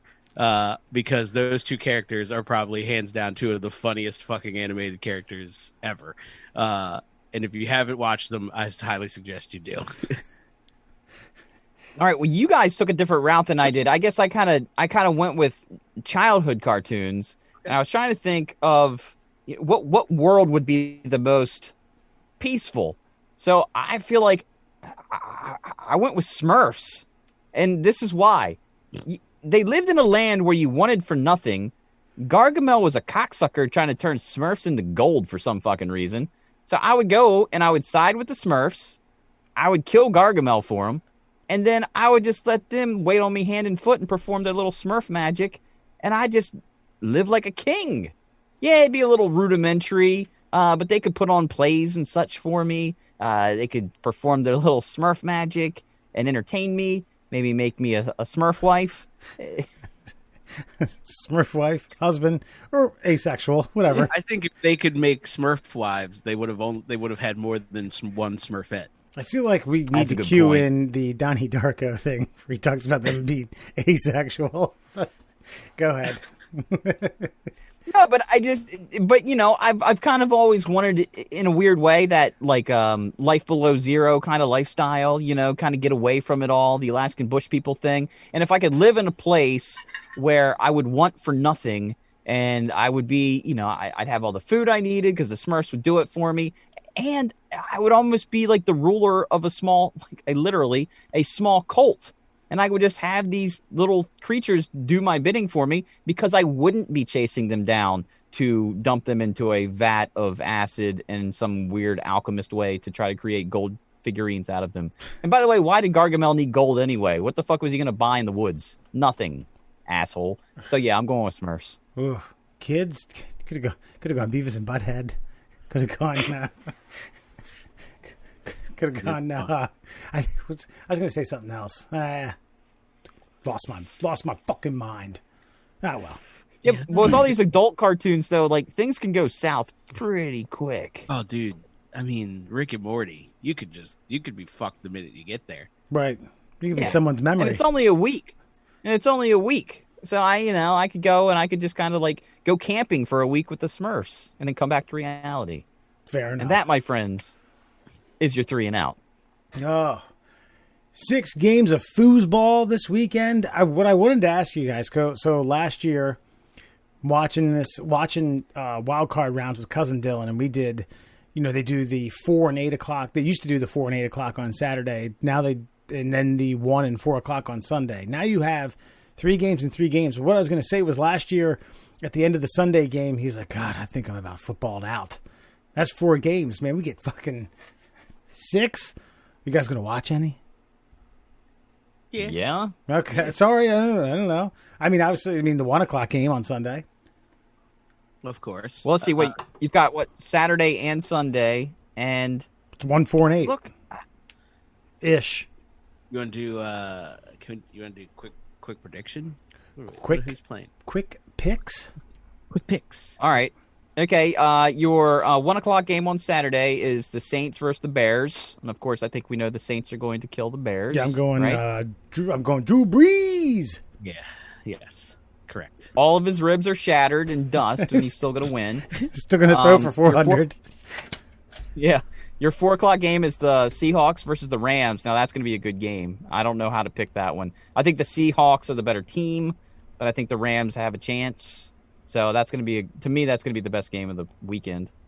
Ooh. I'm going to, and they're in Seattle? Yeah, Seahawks. and what's his face? Christ. Why am I? Wilson? Golf's not playing, so I'm going to go Seahawks. Okay. Alan? Sorry, you guys froze on me. Apparently, I didn't Okay. see you. What? Seahawks at Rams. Who you got? That's our second matchup. Seahawks at Rams. Ooh, I'm gonna go Seattle. I wish they were at home though, but I'm gonna go Seattle. I think they are at home because Seattle's number ranked 3 in they're at Rams. Seattle. Oh, you said Seattle at Rams. Sorry, I meant verse. Okay. Well, yeah, absolutely Seattle. Okay, and then you've got the on, Washington no, football team. Murr, you need to Yes, dial I'm sorry. back and make a prediction. Oh, I already said the Seahawks. Okay, all right. I said the Rams have a fighting chance, but I think the Seahawks are going to win it. Okay. And then you've got the Washington football team Against Tampa. taking on the Tampa Bay Buccaneers. I've heard of far too many. I won't say Redskins pundits, but I think faithful going like that defensive line can get to Brady. They could make things interesting. They could do some things. I think it's going to be a fucking mollywop. I'm like 38-10 Tampa. Yeah, here's the problem. Tampa Bay's kind of grooving. I do think this is the best matchup for the old football club day Washington. But like Wes said, I mean, it's tough. The Brady and that team are playing really well right now, but they do have a good front line, and if you do get pressure on Brady, he does turn into a useless sack of shit. We've done it in Baltimore plenty of times. It can happen. Okay, so that means you're picking Washington. No, I'm picking the Bucks. Okay, thank you. I was going to say, after all those words that came out of your face, you're still talking about the Washington football team. Oh, no, Doesn't yeah, matter yeah. what their name is. They're taking on playoff Tom Brady. And Tom Brady, once again, even though he has nothing to prove, has something to prove. All right, so we all pick the same games on Saturday. Great. All right, no differentiation. All right, fair enough. No, I got stuff. You know what? I'll take the club. I'll take the football team. Give me the football team. All right. Oh, that doesn't count. It's the first round. It doesn't even count. So, I mean, of course we're going to have similar picks. It's fine. I think Sunday is going to be the more toss-up matchups any which way. Sunday, your 1 o'clock game is the number 2 Bills taking on the number 7 Indianapolis Colts. Dagnabbit. Wait, that's Sunday at 1? I thought the Ravens were on. Okay, maybe I'm wrong. Maybe I'm God, wrong. And sheesh. No, you're right. Well, wait. Hold on. Well, wait. We don't need to do it in order. We know the games on Sunday. We can just. This doesn't have to be in order. We're just making. Well, I did them man. I did them NFC, and now I'm doing AFC. Yeah. Oh, see, it's fine. Okay, it doesn't matter. We're doing the prediction for the entire weekend. Okay, all right. Bills and the Prairie Dogs. Right. Bills and Prairie Dogs. Bills and Bills and Monarch Butterflies. Bills and the Colts. Bills and Colts. You know what? I'm sorry, Philip. I think the Buffalo Bills are gonna fucking trash you. Not gonna lie. Oh, I mean, I'm going to tell you right now. Whatever, if we have betting listening fans, whatever the spread is, pick the Bills to cover it. And if it's under 40 points or 41 over and under, pick the over. They're going to fucking mollywop them. There's going to be tons of points scored. Bills drop 37-38 themselves. Do you want the numbers? I got the lines. It's the Bills minus 6.5. They'll cover. And it's the under is 51.5. Ooh, 51. Well, if they score 30 some, yeah, take it, man. Come on. Your men always bet the over. I can take it, man. This is my lock pick of the week. Hey, can you now bet that in Maryland? It's probably Is not it going to like take magical? place, like February. We probably got to wait. You know, these things. The populace votes. They want betting, and it takes 5 months for this shit to come to fruition. I don't know it should happen the next day. You should have a betting line right in the Horseshoe Casino. You say that, but I feel like casinos are like that rare entity that's just ready to go at midnight. Like, and 3, 2, 1, click, place your bets here. Like they're just ready to roll. Dude, they've been building like a betting corner at the Horseshoe Casino down the street for the last 6 months. They've been already getting this shit staged, building tunnels to other betting quarters. They're like, come on in here, degenerates. Let's get it on. Spend your money. All right, Bills and Prairie Dogs. Okay. Yeah. Come on, you don't want You know the what? Colts. The thing is, They backdoored the my way into the my playoffs. my heart wants the Bills, but it's Buffalo, so it's so hard to say the Fair. Bills are gonna win, especially because the Colts have kind of been.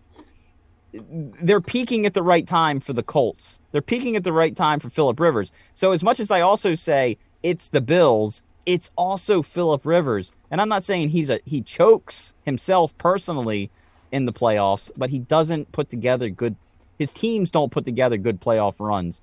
But I do think this is a magical time for Buffalo. Considering what's happened to the Patriots, they've lost their leader, their master and commander. So I am going to put the Bills over the Colts in this one, They though. cover the 6.5. They're over the 51.5. Boom. Okay. All right. Boom. All right. Are we moving on? Moving on.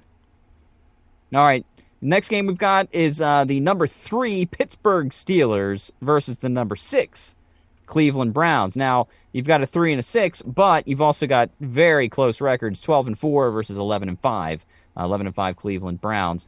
Browns are peaking at the moment. The Steelers' better days are about a month and a half ago. Wes, let's start with you on this one. So I think this is tough. For me, this is a coin toss. I mean, this is played in Pittsburgh. My gut tells me the line is probably at or around 3. 3.5? Yeah, this is 3.5. Okay, yeah, that would have been my guess. Which means, I mean, they're still giving the home team 3 points, so it's a half point, which is a coin toss to Vegas. This is a tough one, man, but I tell you, I think that even though they sat Roethlisberger last week, I'm taking. I can't believe I'm saying it. I'm taking Cleveland over Pittsburgh. Yeah, Alan? Shit, I was going to take Cleveland too. You can, man. You don't. Listen, we can get into the dog days of playoffs. It's all right. Once we get through the first week, true. we start getting silly with each other. I mean, my gut tells me. So I got the other way around. My gut tells me Tomlin and Roethlisberger figure out a way and get through this. But I think the Browns are better.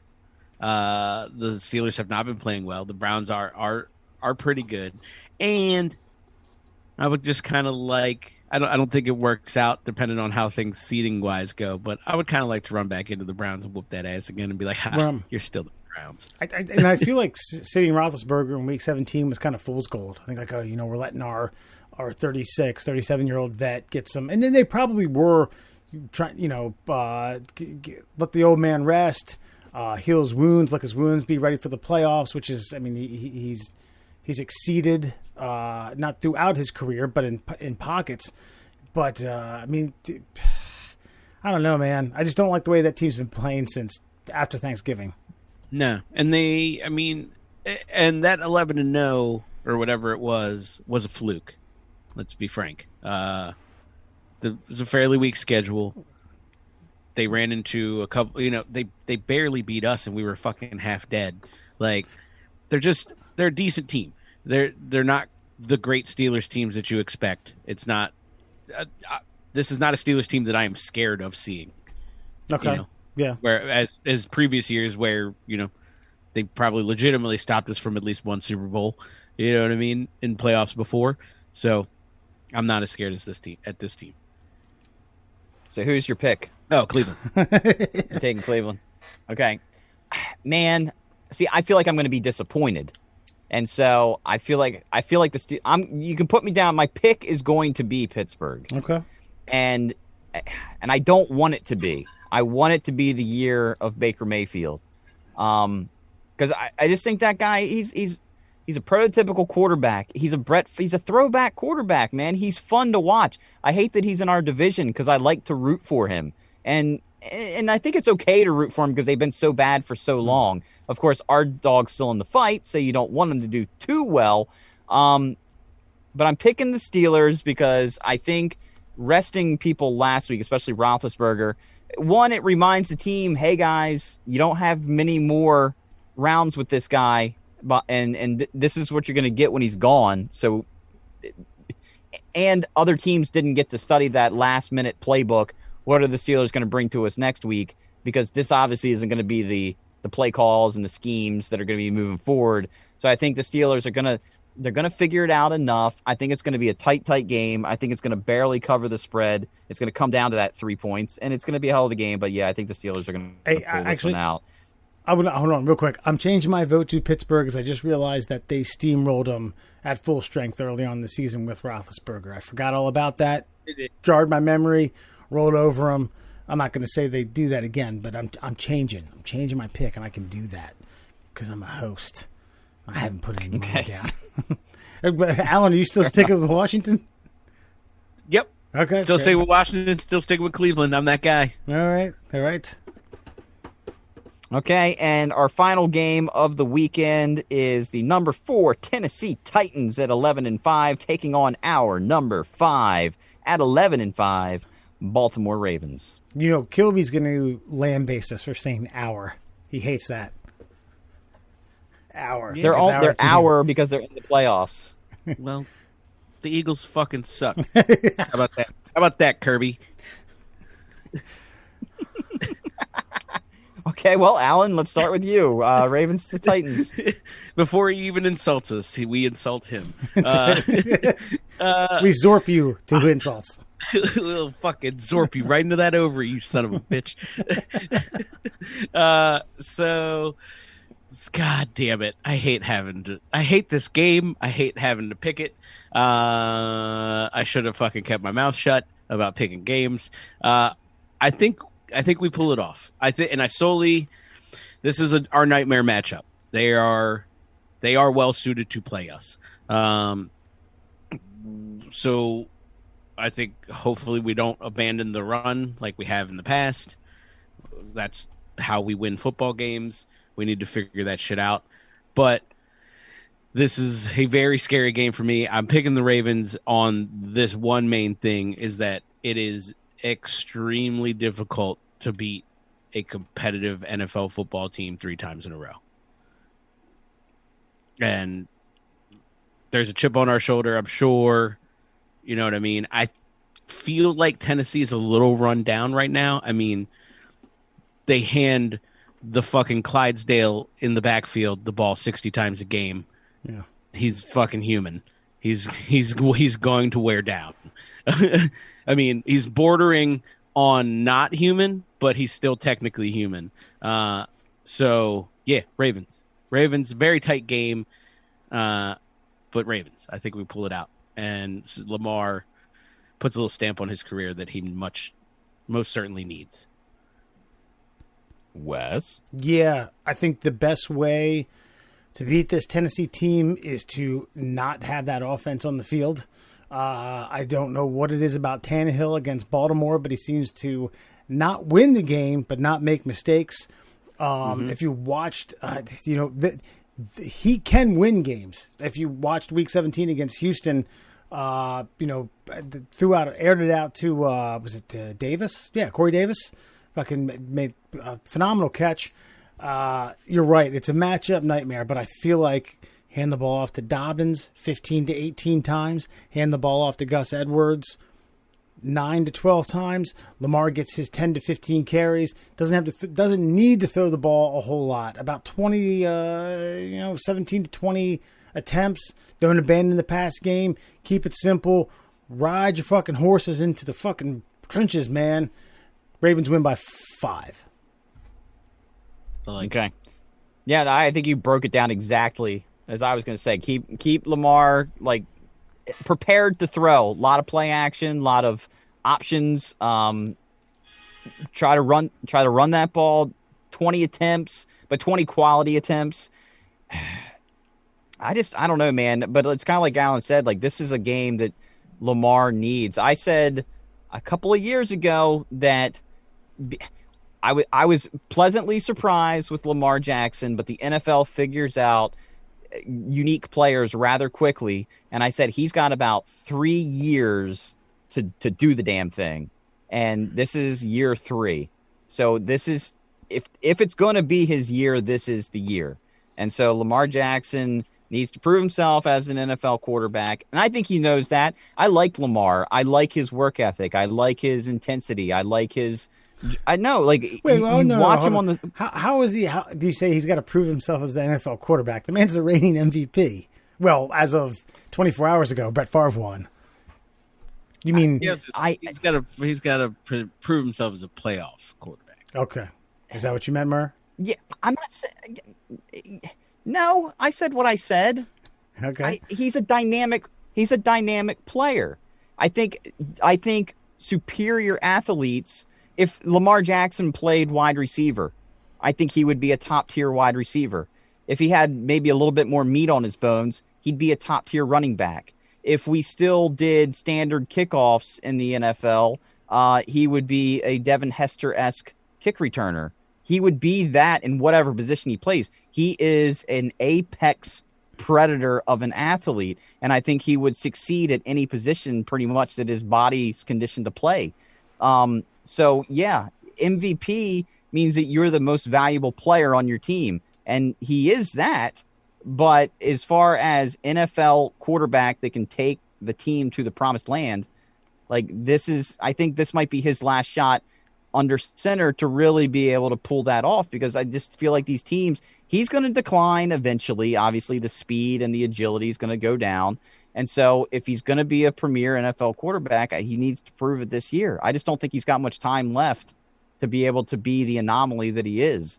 And if we're going to do it with him, RG3 looked to be that when he was, Washington ruined him, absolutely destroyed him and ruined his career.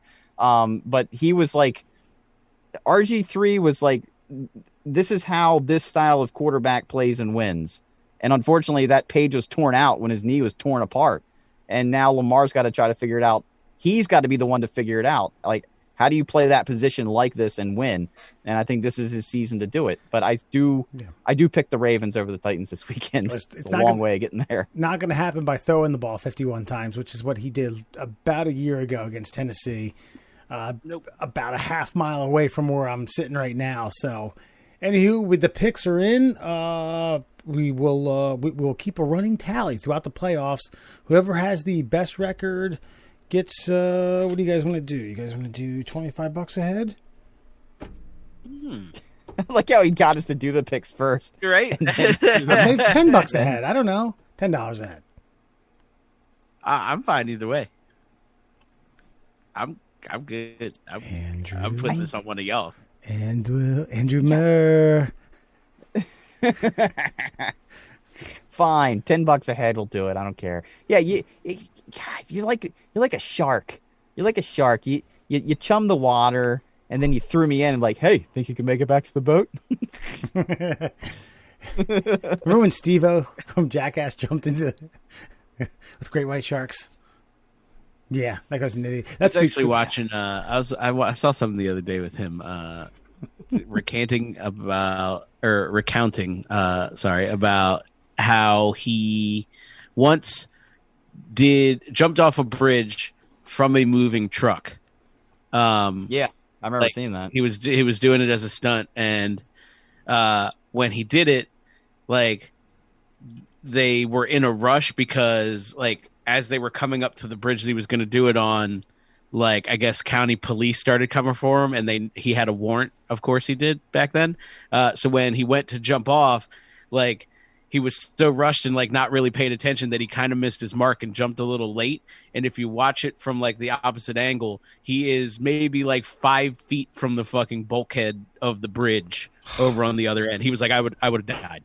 He was like, I'd have just been dead. The car was moving like 40 miles an hour. I was going this way. Like, yeah, I'd have just been fucking lights out.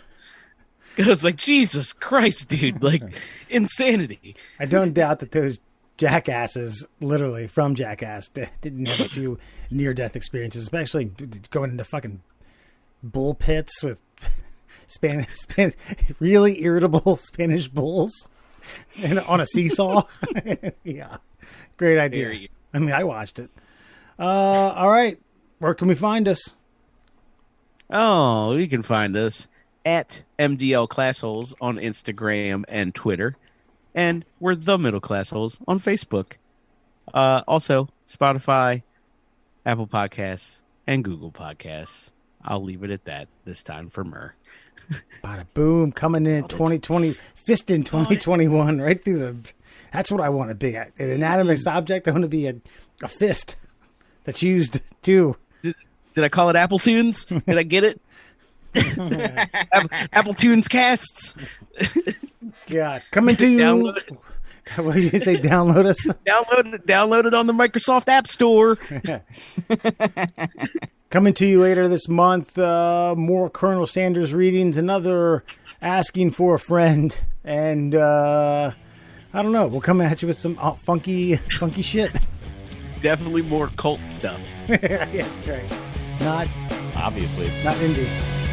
All right, boys and girls, adios.